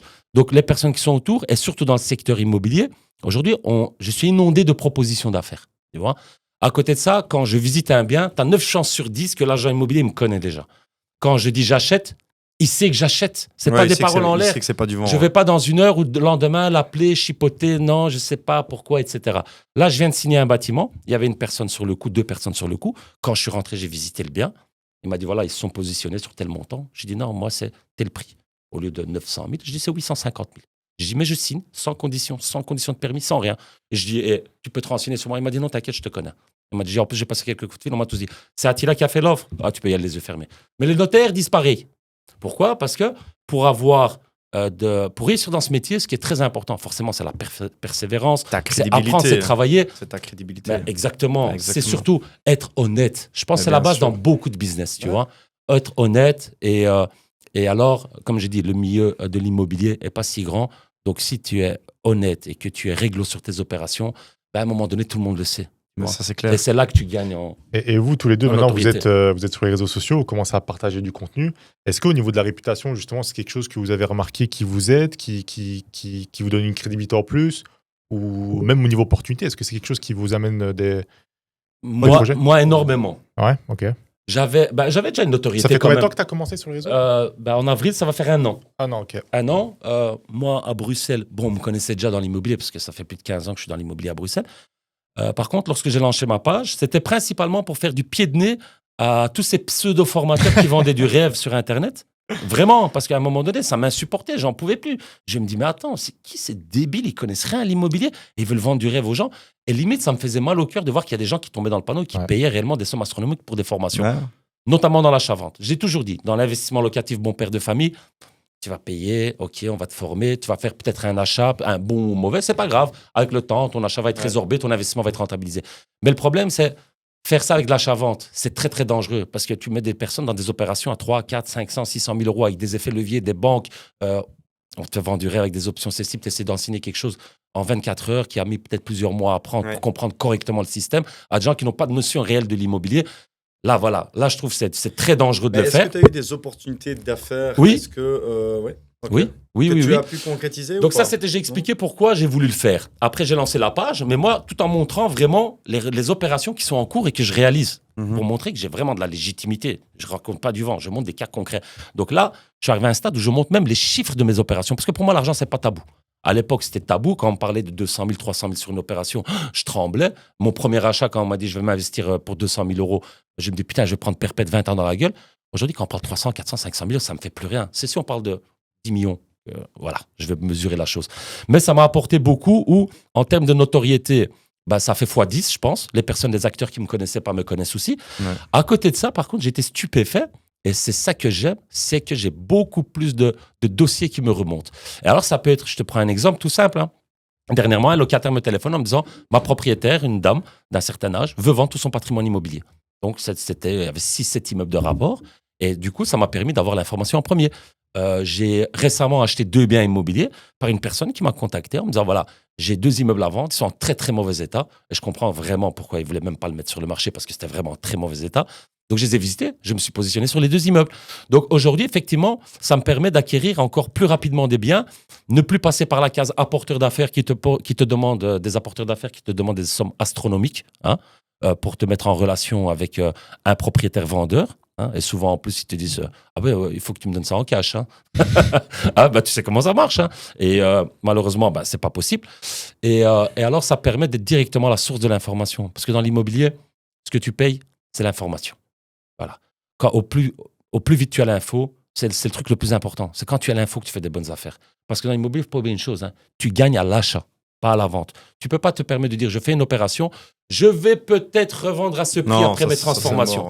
Moi, quand j'achète, j'ai posé sur une opération 1 million. Tu sais là maintenant. Combien ça doit te construire, tu sais à combien tu dois vendre. Mais moi, le jour où je signe, le jour où j'achète, je te fais l'offre, je sais déjà combien j'ai gagné. Même si c'est dans 1 an. Je sais combien ça va me durer. Je sais combien j'ai gagné. Et en fait, c'est le moment qui me procure le plus d'adrénaline. Parce qu'à partir du moment où j'ai signé l'offre et j'ai fait le deal avec toi, après, le reste, c'est une formalité. Les travaux, les ci, les ça. Je sais déjà combien j'ai à la sortie. En fait, les réseaux, c'est surtout pour, selon toi, apporteurs d'affaires. C'est ça. Oui, ça a augmenté mon sourcing. J'avais déjà du sourcing. Et quoi, uniquement Instagram alors? Écoute, LinkedIn, non? Là, malheureusement, j'ai commencé avec un étudiant. Donc, on a fait uniquement avec Instagram. Aujourd'hui, j'essaie d'un peu structurer parce que je vois que ça prend de l'envergure. J'aime bien aussi donner beaucoup d'informations et aider les gens. Il y a beaucoup de gens qui m'écrivent et j'ai des témoignages, mais si je commence à les montrer un jour, j'en ai moins 200. Avec tous les gens qui me remercient, je réponds à tous les messages, qui me remercient pour les conseils que je donne, pour les informations, le contenu. C'est comme ça, exactement.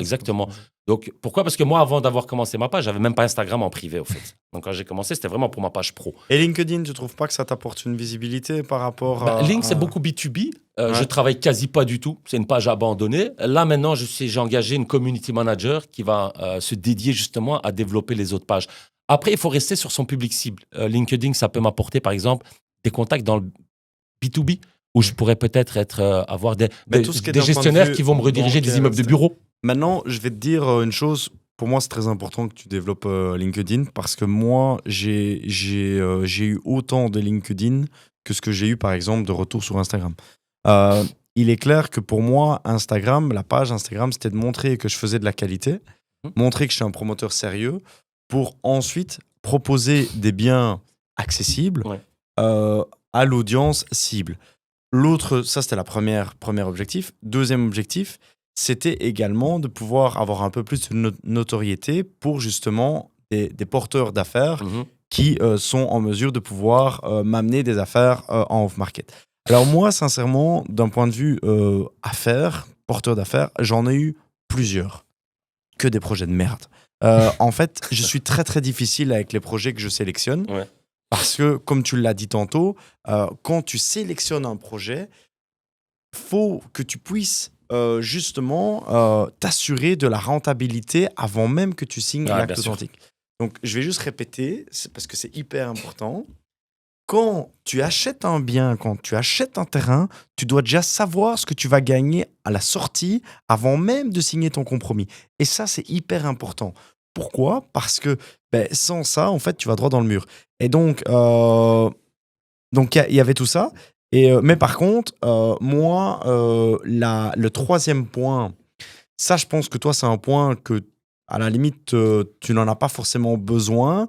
Mais moi qui veux structurer Accès Habitat, qui veut grandir, etc., c'est l'image de marque. C'est-à-dire que moi, il y a moi personnellement, mais il y a aussi Accès Habitat en tant qu'entreprise. Et Accès Habitat en tant qu'entreprise, sur LinkedIn, on vient tout juste de commencer il y a un peu plus d'1 mois. Il y a, sur Instagram, on est déjà fort présent. Là, on a pas mal de retours, on a pas mal de visibilité.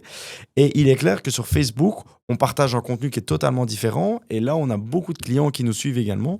Et franchement, là-dessus, tu vois, concrètement, j'ai 2 personnes que je viens d'engager dans les 2 mois. Ouais. Je te jure, ils ont tout fouillé. Je sais qu'ils ont tout fouillé. Et il y en a une ici, une personne que j'ai recrutée tout récemment, ça date d'hier. Elle va arriver ici voilà, dans les prochains mois. Cette personne m'a contacté directement via le site d'Accès Habitat. Pourquoi ? Parce qu'à un moment donné, Accès Habitat fait envie. Si tu fais envie et que tu veux recruter des A-players, il n'y a rien à faire. Ton image de marque, elle est hyper importante.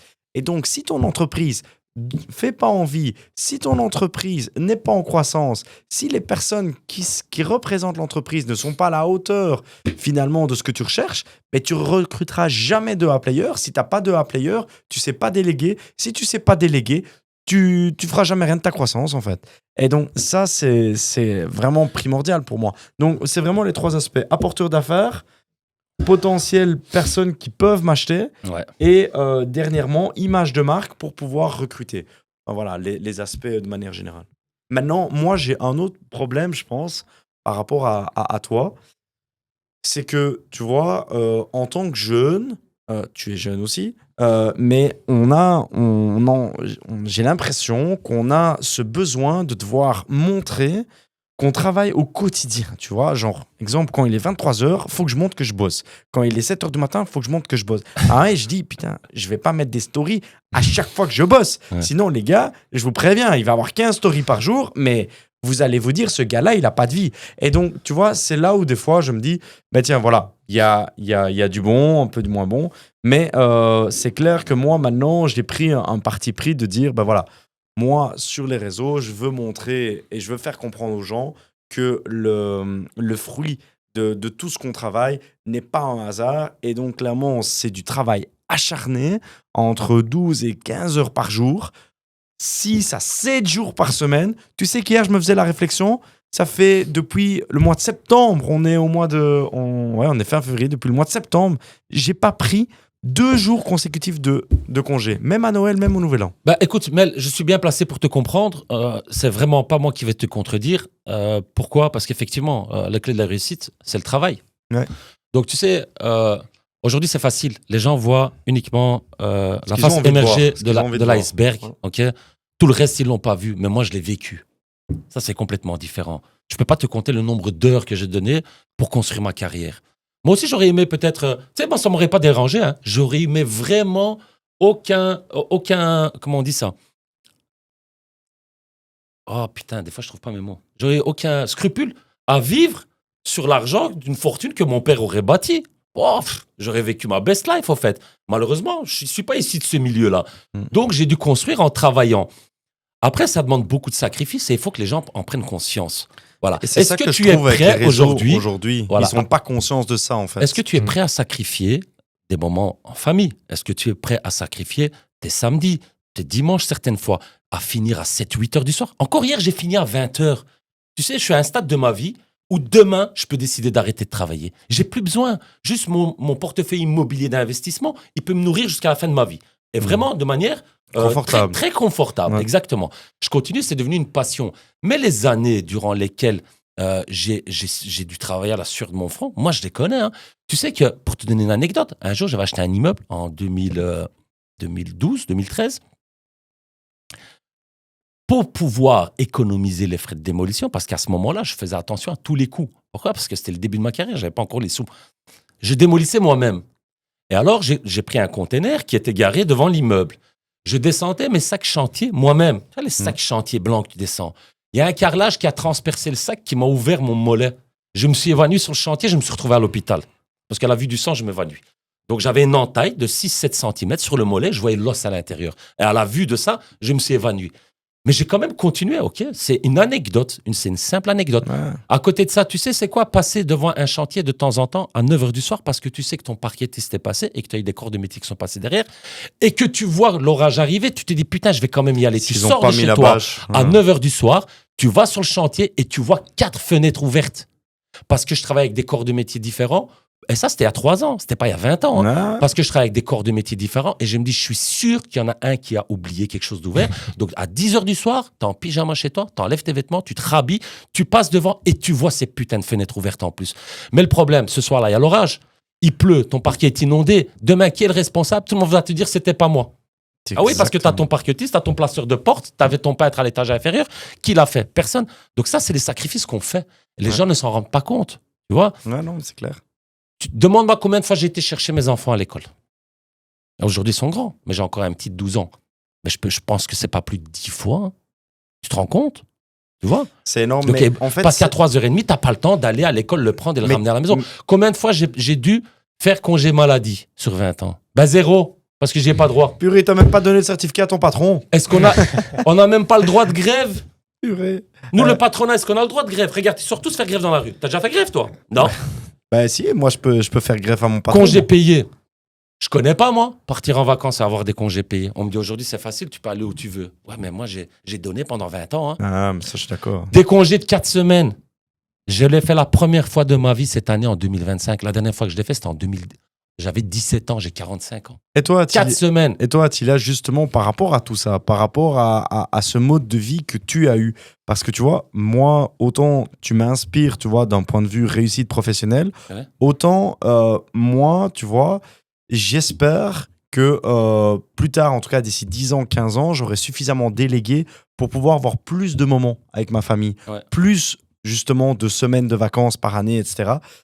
Parce que j'estime qu'on n'a qu'une vie et qu'il faut pouvoir en profiter. Par contre, attention, cette vie-là a un prix, c'est-à-dire que il faut pouvoir accepter un facteur de déperdition.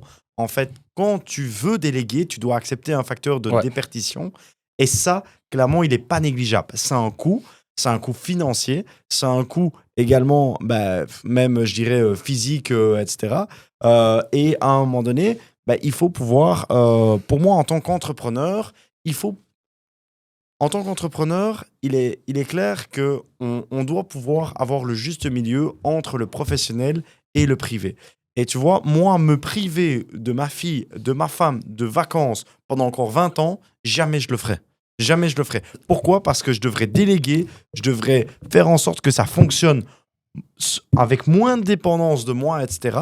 Parce que si je n'y arrive pas, j'estimerais que voilà, je suis arrivé à un statut d'échec. Alors maintenant, l'échec, il est toujours relatif, hein, on s'entend. Mais toi, du coup, par rapport à tout ça et par rapport à ce mode de vie-là que tu as eu, est-ce qu'aujourd'hui, tu as envie de déléguer pour continuer à grandir? C'est quoi les objectifs finalement à court et moyen terme? Déléguer, bien sûr, on aimerait tous déléguer. Après, il faut trouver la bonne personne, comme tu dis. encore Accepter un un risque tout. de déperdition. Si c'est 20%, j'accepte. Mais si c'est 30-40%, Moi, c'est 20% que j'accepte. le je te le problème, dis. moi, le Ouais. problème que j'ai déjà rencontré, c'est, voilà, j'ai déjà eu des personnes qui, tu sais sur Instagram, j'ai une quantité énorme de personnes qui m'écrivent, soit pour travailler à mes côtés, soit pour donner des formations. Et je La refuse. formation, on s'en fout. Mais... Alors, former une personne, je t'explique. J'ai déjà essayé, hein, mais je me rends souvent compte que les gens ont des limites, qu'ils ne voient pas les choses que je vois. Et ça m'insupporte, j'arrive pas à l'accepter. Et alors, souvent aussi, c'est l'abandon. Où certaines personnes se sont rendues compte qu'ils ne sont pas capables, ou certaines personnes que tu formes pendant 3-4 mois, où tu t'impliques avec cette personne, et puis au bout de 5-6 mois, elle te dit c'est peut-être pas fait pour moi, Mhm. ou non, c'est pas mon truc, ah non, j'ai peut-être trouvé autre chose d'intéressant, ou voilà. Et du coup, aujourd'hui, je suis arrivé à un stade où j'ai plus envie. Tu sais qui je vais former? Mes enfants. Voilà, eux prendront le flambeau, en fait. Voilà, mais former des personnes tierces. Ma fille, elle a C'est 18 le mois, courage. t'imagines, je dois attendre encore 18 ans. C'est vrai, ce que tu dis, c'est intéressant parce que du coup, justement, à cause de tous ces vendeurs de rêves sur Internet qui te vendent l'immobilier comme presque facile et tout ça, les gens aujourd'hui veulent tous se lancer, mais ils sont plus intéressés par ce que représente justement la réussite, plus que c'est réellement. Et toi, c'est intéressant parce que tu dis qu'il y a beaucoup de sacrifices, c'est beaucoup de boulot, beaucoup de choses à apprendre aussi et faire des erreurs. Et tu vois, c'est intéressant parce que tu pourrais justement aussi partager ça sur les réseaux sociaux, tu vois, un peu ce côté authentique qui ferait que, ah ouais, cette personne-là, elle est sincère, elle est authentique. Mais moi, je suis persuadé que c'est l'authenticité qui va prédominer en 2025 sur les réseaux sociaux. Exactement. Les gens en ont marre des vendeurs de rêves. Les gens veulent voir des Attila, veulent voir des Melvin sur les réseaux sociaux. Pourquoi? Parce que c'est ça la vraie vie. C'est ça. La vraie vie, c'est que moi, il y a 3 ans encore, C'est moi qui brossais sur les chantiers pour pouvoir accueillir mes clients le samedi matin. C'est moi qui étais là le samedi. Si à un moment donné, je devais aller remettre une bâche, comme il l'a expliqué, etc., c'est moi qui allais parce que j'avais peur que ça pisse et que le plafonnage y était fait en dessous. Ah, Et ça, à un moment donné, c'est ça la vérité. Tout Tu à vois, aujourd'hui, les gens, ils veulent voir que le beau, machin, etc. Mais à un moment donné, c'est quoi le vrai? Le vrai, c'est que tu es un architecte incompétent. C'est que tu es une entreprise qui pense pas à ça. C'est qu'à un moment donné, c'est toi qui fais le mandaï. C'est toi qui vas au parc à containers. C'est toi. On commence tous comme ça. ouais. Et bien sûr. c'est ça la vraie vie. La vraie vie, c'est pas genre aujourd'hui, je roule en Porsche Cayenne, je suis en costard, je vais sur mon chantier de 50 logements. Ça se passe pas comme ça. Et même aujourd'hui, ça se passe pas comme ça. Je veux dire, et à un moment donné, il est clair que moi, voilà, j'aspire à avoir une certaine qualité de vie Bien sûr. par rapport à mon activité professionnelle. Ça, c'est quelque chose que j'ai vu chez mes parents, par exemple, où ils ont tout sacrifié durant leur vie et ils arrivent à l'âge de 65 ans, ils n'ont pas de hobby, pas d'amis, ils aiment pas aller en vacances, ils aiment pas aller au soleil et à un moment donné, ils aiment pas aller au restaurant et ça, je trouve ça triste parce que je dis toujours une chose, les gars, on n'en a rien à cirer de devenir le plus riche du cimetière. Le plus important, c'est pas de réussir dans la vie, c'est de réussir sa vie. Et ça, croyez-moi, c'est la chose la plus importante que vous aurez entendue dans votre vie. C'est vrai, parce qu'à un moment donné, il faut pouvoir différencier les deux. Bien sûr. Après, tu sais, Après, chacun a sa vision, hein, bien sûr. c'est pas. Ouais, c'est ça exactement. Après, attention, hein. Regarde. Moi, quand je te dis, voilà, j'avais un peu. Au lieu de faire des vacances de 4 semaines, je fais 2 vacances de 2 semaines. Mais quand je suis 2 semaines avec mes enfants, je suis 2 semaines 100% avec eux. Il y a des parents qui partent 6 semaines, mais ils sont pas avec leurs enfants. Moi, quand c'est le week-end et que je dois les amener quelque part, je suis avec eux. Ça, c'est un de mes défauts, par exemple. Moi, tu vois, j'arrive pas à faire ce que tu fais. Tu vois J'arrive pas. et du coup, j'ai trouvé un équilibre comme ça de vie. Ah. Tu vois quand je me concentre taf, c'est taf. Ouais. Mais quand je devais passer du C'est moment avec on-off. eux, Ouais. c'est à 100%. Tu vois faut plus m'appeler. Tu vois Ben moi, ça, tu vois, j'arrive pas encore. C'est une question, Par exemple, c'est une question je te intéressante. coupe 2 secondes. Ouais, dis-moi. Tu m'as parlé dernièrement quand on s'est rencontrés, tu m'as dit que toi, tu sais travailler de la maison. Eh ben moi, non. Moi, le travail, il rentre pas chez moi. Il est jamais rentré chez moi, le travail. Et il ne rentrera jamais. Toi, tu vas me dire, Impossible, moi, c'est ouais. impossible. À la maison, avoir un PC. Tu sais que pour envoyer un mail officiel avec ma signature, je suis capable d'aller au bureau, faire le mail, plutôt que de le faire à la maison. À la maison, j'ai pas de travail. Je ne travaille pas. J'ai même pas un ordinateur qui est destiné à mon activité professionnelle. Je peux lire les emails sur mon téléphone, mais je vais pas y répondre. Voilà. Je vais attendre d'être dans mon atmosphère du travail. Donc ça, c'est quelque chose, par exemple, que j'ai apprécié chez moi. C'est que j'ai su mettre cette démarcation qui a fait que quand je rentre chez moi, je suis dans ma zone de confort. Le travail, c'est fini. Je lis mes mails, mais je ne travaille pas. Et je ne prendrai jamais un PC à la maison pour envoyer un mail. À partir de quel âge tu as pu avoir ce recul? Parce que je vois souvent, en tout cas chez les jeunes entrepreneurs, même de manière générale, qu'ils n'arrivent pas justement à décrocher du travail, même quand ils vont en vacances, parce qu'on est tellement connecté avec tous ces téléphones, ces iPads, ces ordinateurs portables super légers qu'on s'est amenés partout. Et à un moment donné, on me dit souvent, avec le temps, tu verras, ça va changer. Est-ce que ça a été le cas pour toi? C'est-à-dire qu'à partir de, tu as vu, de 30 ans, 35 ans, 40 ans, tu as vraiment pris cette phase de décrocher ou c'est venu naturellement depuis que tu as commencé? Non, il y a une phase où j'ai décroché. Je vais te dire honnêtement, tu sais, au début, tu rames le plus au début de ton activité. Ouais. Parce que tu dois te construire. Tu dois te construire professionnellement, financièrement, d'un point de vue expérience. À partir du moment où, au bout de 10 ans, Et tu tu ne arrives poses pas la surtout- question, tu dois surtout réussir. dans une zone de confort financier. Ouais. C'est ça qui est important. Une fois que tu atteins ta zone de confort, comme je t'ai dit aujourd'hui, tout ce que je fais aujourd'hui, C'est le bonus. c'est du luxe que je m'offre. J'ai plus besoin de le faire, tu vois. Mais aujourd'hui, ça m'anime, c'est l'adrénaline, comme je t'ai expliqué, Ouais. de signer, de trouver une bonne affaire, faire l'affaire. Je le fais plus par nécessité comme je l'ai fait pendant 15 ans. Oui, plus par besoin, mais Plus par besoin. volonté. Par volonté, Exactement. exactement. Parce que j'ai 45 ans, j'ai encore de l'énergie à revendre. Et surtout, j'aime ce que je fais. Voilà. Et c'est Moi, marrant je ce le que fais tu plus dis. pour l'argent. C'est fini l'argent. Cette phase, je l'ai passée. Il y a beaucoup Et d'entrepreneurs. c'est là je où tu vois, réussis le mieux, justement. Ouais, vraiment. Je vois beaucoup d'entrepreneurs tu sais, qui ont réussi, qui sont millionnaires, tout ce que tu veux, mais qui veulent aller encore plus loin. Tu vois, mais du coup, ils se retrouvent coincés un peu dans cette, tu vois, dans cette spirale cette infinie, idéologie, ouais, tu vois. ouais. Et au final, ils seront jamais libres, Écoute, ils seront jamais. Voilà, tout dépend un peu des ambitions que tu as dans la vie. C'est ça. Moi, mon ambition, c'était quoi? C'était construire un patrimoine immobilier. C'était d'avoir la baraque. J'ai eu la baraque, je l'ai toujours. J'avais envie, avant mes 40 ans, je voulais une 911. J'ai eu une 911. Je voulais avoir des Rolex. J'ai eu des Rolex. Mais je veux pas d'hélicoptère ni de paquebot. Donc, du coup, les montants avec lesquels je joue actuellement Sinon, je peux avoir sont le suffisants. paquebot avec l'hélicoptère aussi. Hein. Voilà, tu vois, l'hélicoptère et le paquebot, j'en veux pas. Donc ça, là, tu dois arriver à des sommes astronomiques. Tu vois. Là, on parle des investissements. Voilà, une montre, c'est 15-20 000 balles.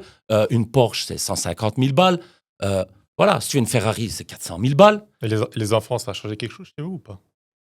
Mais lui, c'est trop petit. Enfin, toi, sa fille est c'est petite, récent. donc Si, c'est nouveau. C'est Ouais, nouveau. mais même si c'est nouveau, en fait, dans ta manière et dans ton approche, dans ton adaptation à finalement à voir les choses et à voir tes objectifs, en tant qu'entrepreneur et notamment dans l'immobilier, et je pense encore plus dans la rénovation que dans le neuf, on a une capacité à s'adapter à la situation qui nous fait face. Ouais. Dans le sens que si demain tu dois avoir un enfant, eh ben, tu sais quoi, demain j'adapterai mon agenda et mes priorités par rapport à mon enfant. Pourquoi ? Parce que dans un bâtiment, on doit en permanence s'adapter finalement à la situation qu'on a devant nous.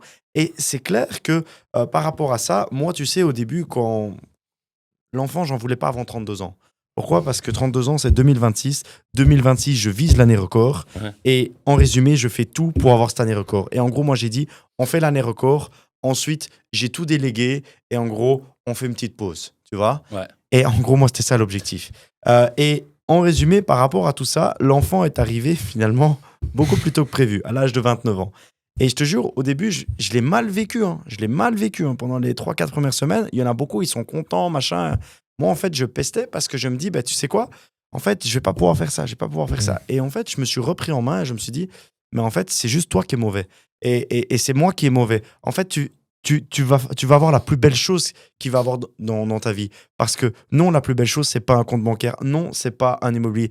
Un enfant, c'est un humain, c'est un petit humain que tu as fait en partie, hein, puisque finalement, tous les mérites sont aussi à la maman. Et donc, finalement, par rapport à tout ça, ben, aujourd'hui, je me suis adapté. J'arrive très bien à gérer ma situation familiale, que j'arrive à gérer ma situation professionnelle. Et en fait, mes objectifs, ils ont pas changé. Au contraire, ils ont augmenté. Voilà. Et donc, ça, à un moment donné, c'est ça que je pense. Dans la capacité de l'entrepreneur, c'est sa capacité à s'adapter, finalement, qui est très important. Et puis, n'oublie pas une chose, hein. Tu sais, chaque génération, chaque personne, à partir du moment où tu as des enfants, tu aspires toujours qu'ils aient une vie meilleure que la tienne. Bien Tu vois. sûr. Si tu as vécu, t'es né avec une cuillère d'argent en bouche, tu vois, comme on dit, et ben, forcément, ben, ça va continuer. À partir du moment où tu es venu d'un milieu modeste, ben, tu veux leur offrir plus, tu veux offrir mieux, tu veux offrir ce que toi, tu n'as pas eu à tes enfants. Du coup, c'est pour ça que moi, j'ai jamais eu de regrets ou de remords en disant ceci ou cela, parce qu'aujourd'hui, voilà, ils vivent dans une situation qui est nettement plus confortable que dans laquelle moi, j'ai grandi. Et puis, à côté de ça, voilà, maintenant, mon fils a 12 ans. Depuis 5 ans, il a commencé à jouer au foot. Je vais voir ses matchs, ses entraînements le lundi, mercredi, vendredi, samedi. J'arrête. Pourquoi ? Le plus dur est passé. Il est derrière. Mais aujourd'hui, ça me donne une zone de confort. Tu vois ? De confort que si j'avais pas mené une vie d'entrepreneur, j'aurais peut-être pas eu. J'aurais pu toujours être peut-être salarié aujourd'hui d'une entreprise si j'avais pas été indépendant. Mais que je sais pas prendre mon fils à 4 heures pour l'amener au match à 5 heures parce que j'ai des horaires jusqu'à 18 heures. Tu vois ? Aujourd'hui, voilà, la situation de confort, je l'ai atteint. Et aujourd'hui, je peux m'offrir tous ces moments. Je peux m'offrir des choses, des moments voilà, agréables avec les enfants, etc. Ben voilà, imagine, moi je suis primo-acquéreur. Ouais. Qu'est-ce que vous me conseillez ? Vas-y. Je commence ? Vas-y. Moi, pourquoi je te dirais que tu dois te rediriger dans le marché des biens rénovés et pas dans le neuf ? L'argument principal, c'est que tu vas avoir droit à l'abattement fiscal, c'est-à-dire une réduction sur tes droits d'enregistrement. D'accord. Qui est passé de 12 à 3%, c'est ça ? En Wallonie, oui. En Wallonie, très ouais. bien, exactement. Et à Bruxelles, c'est un abattement de 22 500 € plus ou moins. Donc, 200 000 € sur l'assiette imposable. Donc, ça, c'est l'élément numéro 1. Et je pense que ça pèse sur un budget. L'élément numéro 2, c'est que dans le marché de l'existant que j'ai rénové, tu peux avoir les qualités d'un bien neuf, okay, sur lequel tu n'as pas de TVA non plus à payer. Parce qu'il ne faut pas oublier, quand tu achètes un bien neuf à 400 000 €, tu as 21% de TVA, ça fait 84 000 € et tu n'as pas droit à l'abattement. Je te vends un bien existant à 400 000 €, tu payes 3% de frais d'enregistrement. Ça fait combien ? Fais le calcul. Ça fait 12 000 € plus tes frais d'acte, 20 000 €. Donc, je pense que pour moi, c'est l'argument numéro 1. D'accord. Ça, c'est tous les avantages. Et puis, je vais citer que les désavantages, hein, pas les inconvénients. C'est les fameux Non. pièges Si qu'on je te peut dirais, rencontrer. l'inconvénient, le désavantage, c'est que tu n'arriveras jamais à des normes énergétiques du neuf. Ouais, Tu as du C, c'est très très bien, mais tu n'auras jamais de A. Tu vois. Après, tu as l'avantage aussi, c'est que l'immeuble que tu as acheté, il a déjà du vécu. Il a un cachet. Donc, bon, ça dépend si c'est une construction Ouais. classique, béton années 60, c'est Ouais. un immeuble en bloc de béton, il n'y a rien de spécial. Mais par contre, oui, ça, tu peux acheter un bien qui a du cachet, donc dans des maisons bruxelloises ou autres. Et alors, à côté de ça, comme il a plus de 10 ans, il risque plus de bouger, quoi. Dans le neuf, tu sais, pendant les 10 premières années, ça bougeait un peu de partout. C'est vrai, ça peut bouger, hein, ça peut bouger. Moi, je te dirais que les avantages dans la promotion immobilière neuve, c'est clairement la personnalisation client que tu vas pouvoir avoir avec les clients qui vont pouvoir personnaliser leur bien comme ils le désirent.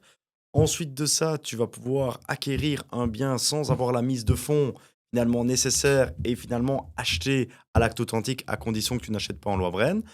Troisième point important, c'est les consommations énergétiques. On vend que des appartements en PEBA, donc forcément, ton coût énergétique mensuel sera bien moindre que par rapport à un bien à rénover. Ensuite de ça, je pense que voilà, il y a aussi l'envie pour certaines personnes d'aller vers du neuf parce qu'ils se disent, tiens, je pars pour 20 ans en se disant, tiens, voilà, j'ai un crédit sur 20 ans, moi je suis sûr que pendant 20 ans, j'ai pas de frais. Voilà, il y a aussi cette volonté-là.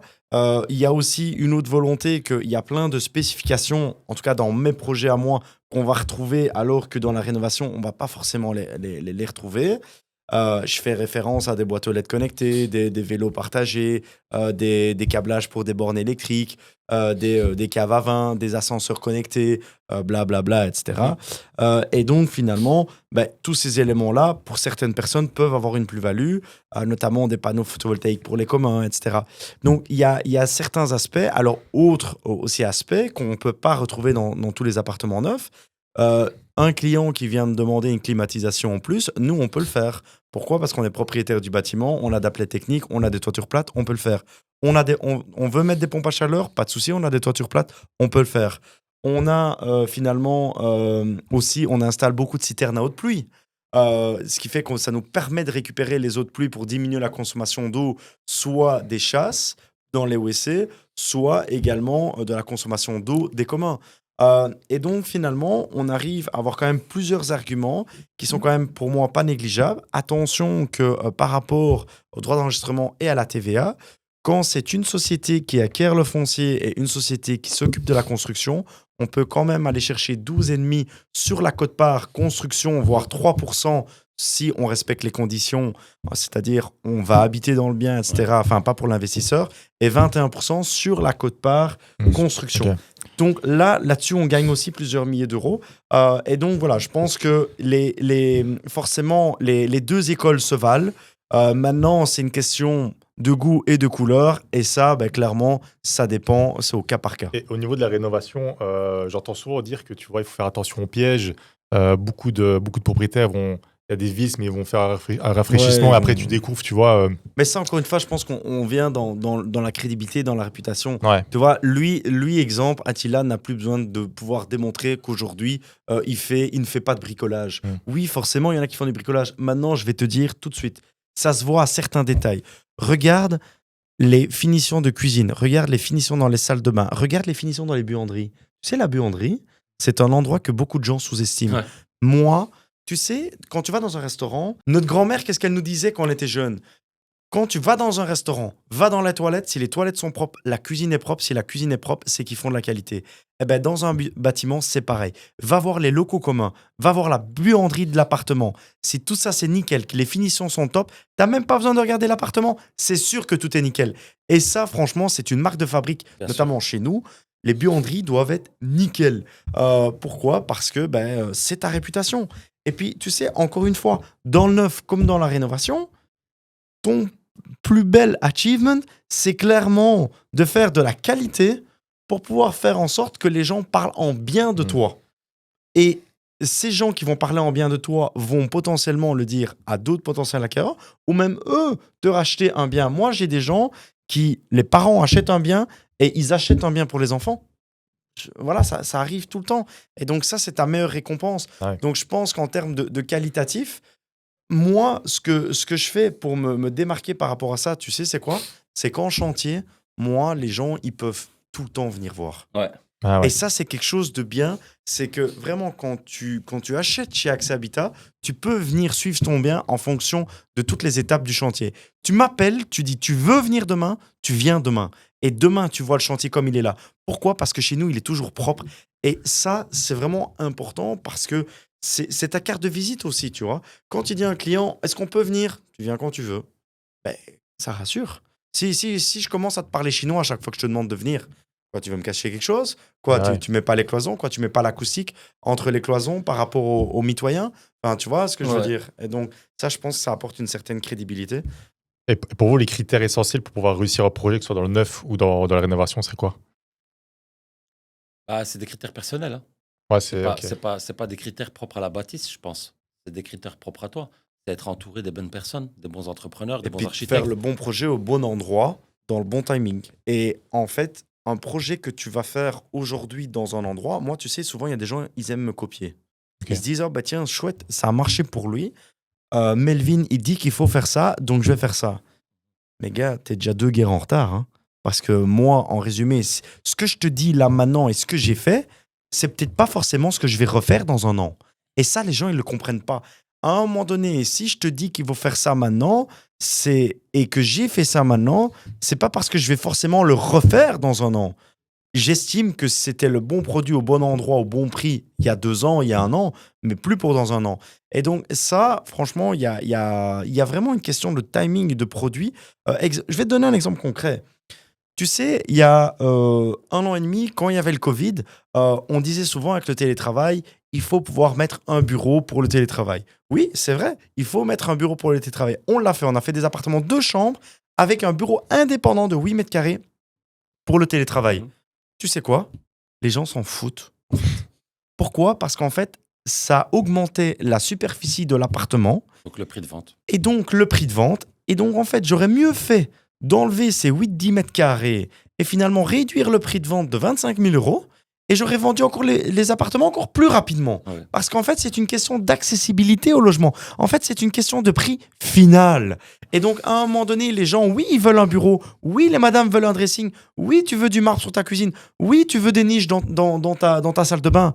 Mais à un moment donné, est-ce que les pesos suivent? C'est toujours la même question. Bah, c'est bien qu'ils viennent là-dessus. Je vais t'expliquer maintenant, dans le cas de l'achat-rénovation et revente, très très important, c'est-à-dire analyser et étudier son marché. Moi, par exemple, mon secteur actuel se situe principalement autour des institutions européennes parce que je suis sur des projets de rénovation à haute valeur ajoutée, ça veut dire du haut de gamme. Donc, forcément, il y aura un prix à la sortie qui sera plus élevé que des rénovations entrée de gamme. La situation fait que le foncier est déjà à un certain coût et donc je dois travailler dans des secteurs où le pouvoir d'achat est assez élevé. Hmm. Maintenant, si tu veux faire... Donc ça, c'est concernant le prix. Maintenant, si tu veux faire un produit d'une certaine typologie, par exemple, le produit ne peut très bien ne pas s'adapter à certains quartiers. Je vais t'expliquer, par exemple, il y a certaines communes de Bruxelles où c'est plus populaire. Si tu veux faire des projets avec des appartements, une chambre, ça ne va pas fonctionner. Pourquoi? Parce que dans ces quartiers-là, il faut typiquement C'est des des grandes 2 familles. à 4 chambres. Ouais, c'est Ouais. Sinon, ton produit, tu ne le vends pas. Ça intéresse personne d'acheter un appartement, une chambre, même à titre d'investissement.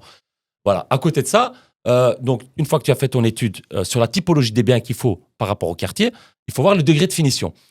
Tu as des communes où il y a un palier en termes de prix de vente. Il y a un prix plafond. Il y a un prix plafond. Ouais. Pourquoi? Parce que la moyenne des prix de vente sur cette commune est de 300 000 euros. Peu importe le degré de finition. Donc, ça ne sert à rien que tu fasses de l'ultra-luxe parce que tu ne le vendras pas à 400 000 euros. Tu vois? Et tu ne dois pas faire de l'entrée de gamme non plus parce que, voilà, il y a un pouvoir d'achat qui est... Donc, il faut vraiment s'adapter, adapter ton produit par rapport à la commune où tu te trouves, adapter la typologie par rapport également à la situation et surtout adapter ton degré de finition par rapport au budget et au pouvoir d'achat de la population locale. Ouais. Ma spécialité maintenant, parce que j'ai anticipé un peu la hausse des taux d'intérêt, etc., les personnes qui sont dans des quartiers plus populaires ont plus difficilement accès au crédit. Quand les taux d'intérêt augmentent, bah forcément, ce quartier-là se calme relativement. Par contre, dans le quartier européen, à Bruxelles par exemple, tu as tous ces fonctionnaires européens qui continuent d'investir à Bruxelles. Ouais. Eux ont un taux d'emprunt qui est très faible. Sur 500 000 euros, ils empruntent 100 000 euros, 150 ou 200 000 maximum. Donc, les intérêts à 2% ou à 4%, pour eux, ça ne change pas énormément en fait. Et pour la plupart, achètent sur fonds propres. Donc, depuis 2-3 ans, ce que j'ai fait, c'est que j'ai concentré mes projets sur ces quartiers-là parce que je savais qu'une fois que c'est cyclique, en fait, la hausse, la baisse, l'inflation, etc., c'est cyclique. Donc, le taux d'intérêt, une fois qu'ils augmentent, En fait, t'es mieux de travailler dans des quartiers T'en as rien à cirer dans ces quartiers. voilà, où le pouvoir d'achat est élevé parce qu'in fine, je sais que le taux d'intérêt n'aura aucun impact sur mes prix de vente. Exactement.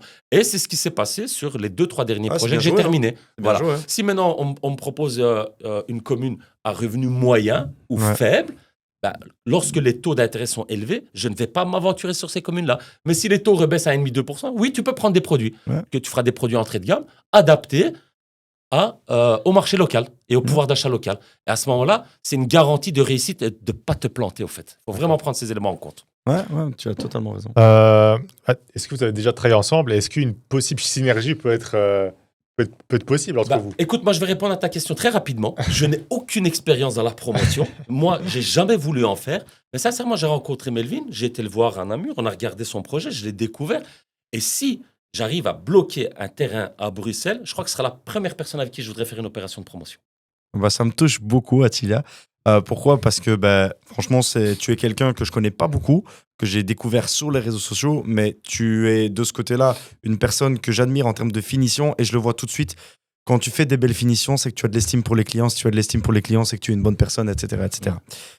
Et il est clair que pour moi, tu vois, des projets dans la rénovation, pour te renvoyer un peu la balle, moi, c'est pas du tout, je suis pas du tout à l'aise avec ça. Non, je sais. Dans le sens que je maîtrise absolument. Il y a beaucoup d'aspects en fait que je ne maîtrise pas.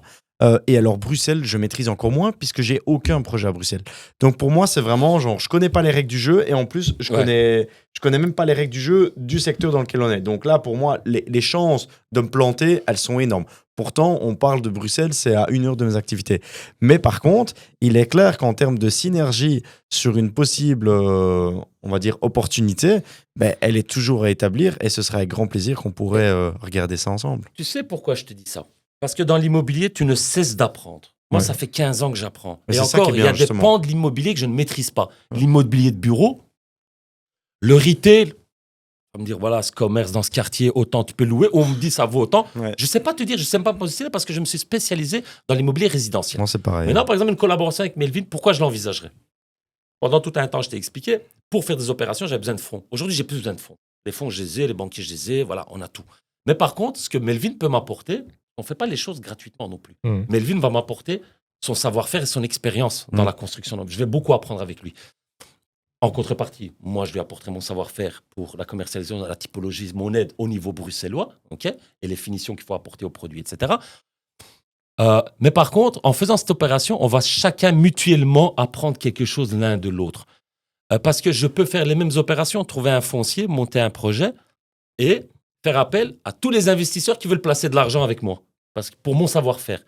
Mais ils vont rien me rapporter en plus en connaissance. De l'argent qu'ils vont m'apporter. Mais on en revient à l'initial. Tu disais quoi? Tu disais ce qui est le plus important, c'est finalement l'information.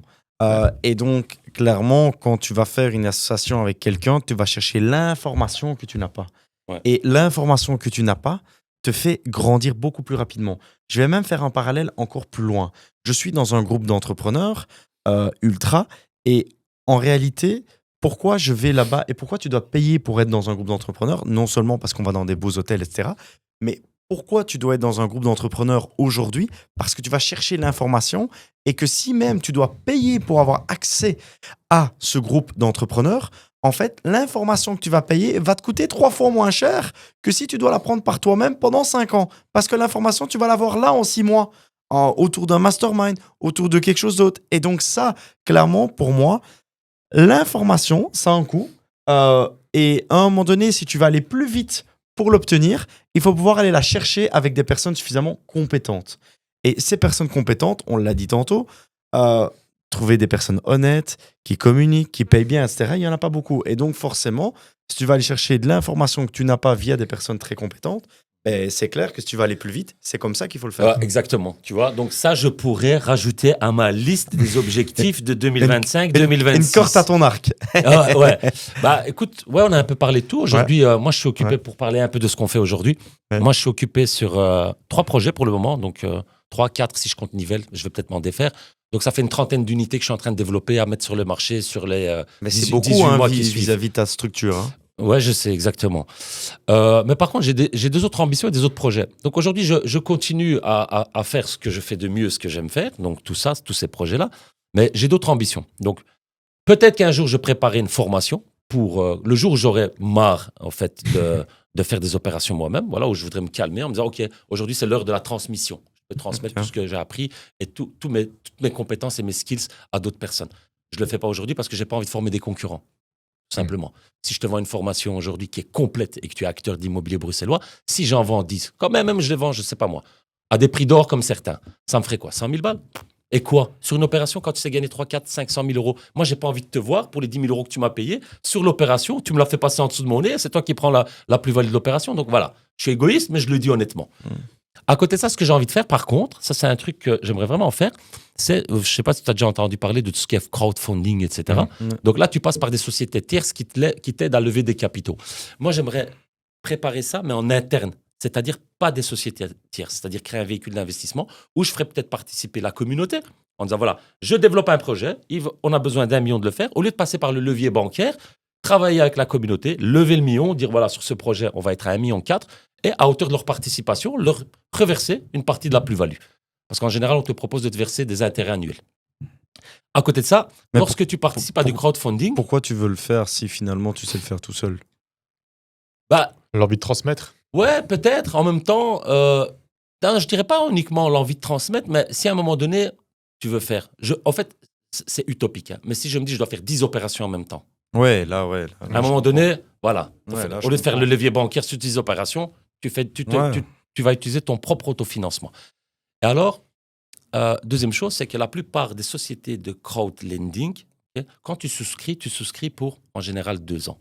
Si tu as mis 10 000 balles dans une opération où tu trouves 9% d'intérêt annuel, à la fin de l'année, c'est 10 900, on te verse 900 euros. L'année d'après, on te verse à l'échéance des 24 mois et tu peux libérer ton capital.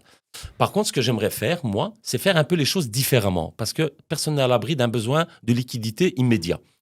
Donc, ce que je voudrais, en somme, c'est si je crée ce véhicule d'investissement, c'est les fonds de participation, donc les parts que les personnes détiendraient dans le projet, c'est leur mettre sur une marketplace, ok? Une marketplace où qui peuvent tu pourrais revendre, voilà, exactement. entre guillemets. Adossé à la blockchain, de manière à garantir qu'il n'y a pas de, de personnes qui entre guillemets, usurpent, etc. Donc, c'est de manière décentralisée, peuvent à tout moment revendre leurs jetons pour reprendre leur liquidité. Et peut-être quelqu'un d'autre qui n'a pas eu l'occasion ou même quelqu'un dans le projet qui veut reprendre son jeton. Exactement. Donc, ce serait un peu le même système, mais avec possibilité de le garder liquide, au fait. Donc, à tout moment, pouvoir rentrer, sortir du projet.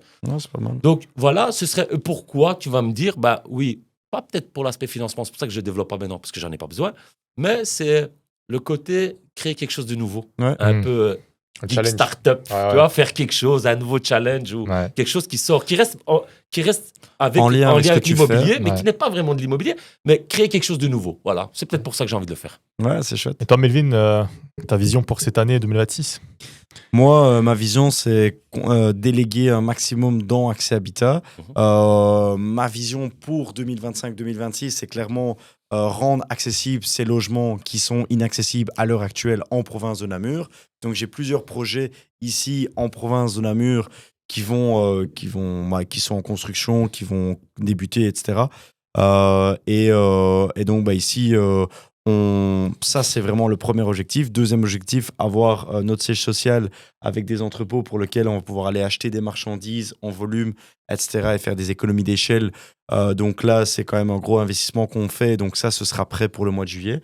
Ensuite de ça, il y a une volonté aussi de faire un développement à l'étranger. Donc là, j'y travaille en ce moment. Et donc, pourquoi? Parce qu'en fait, en Belgique, à un moment donné, quand on fait 30 logements construits par année, arriver à 60 logements construits par année, ça veut dire 120 logements en construction, ça veut dire quasi 200 logements en développement, ça veut dire une structure en charge fixe énorme, ce qui n'est pas souhaitable de mon côté, je n'en veux pas. Et donc, en fait, une volonté d'aller finalement aller sur un autre marché pour lequel je peux apporter une valeur ajoutée Et là-dessus, j'ai déterminé à l'heure actuelle ce marché. Je n'en parle pas encore. Ouais. Mais c'est vrai que là-dessus, il y a des belles perspectives d'évolution. Donc voilà, c'est clair que moi, 2025-2026, je pousse. Et donc bah, là, ici, on a quand même une cinquantaine de projets qui sont en développement.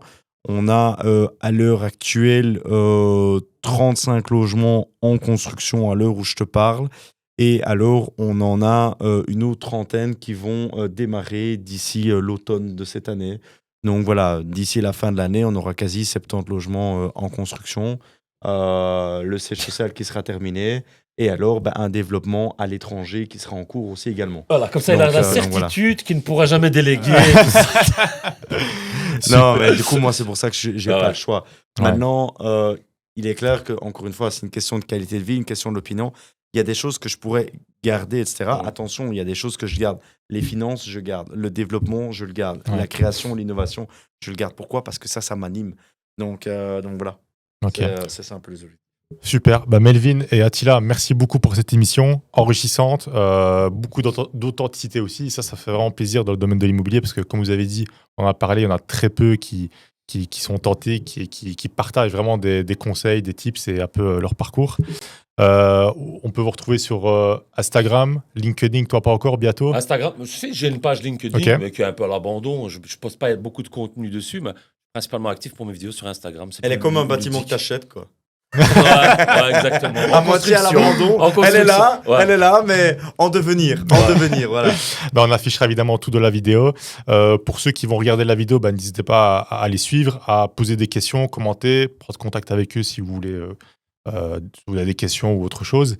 Voilà, merci à vous d'avoir participé dans nos locaux. Merci Attila, ça m'a fait un grand plaisir de t'avoir ici. Ouais, c'était Et chouette. puis finalement, je pense qu'on a bien échangé. J'espère que vous avez aimé cette vidéo et avec grand plaisir qu'on se retrouvera sur un de nos chantiers. Ouais. J'espère que tu reviendras un de ces 4 matins sur un de mes chantiers et moi, y compris, je ferai aussi le déplacement pour aller voir un de tes prochains chantiers parce que franchement, ça m'intéresse et avec grand plaisir pour une prochaine.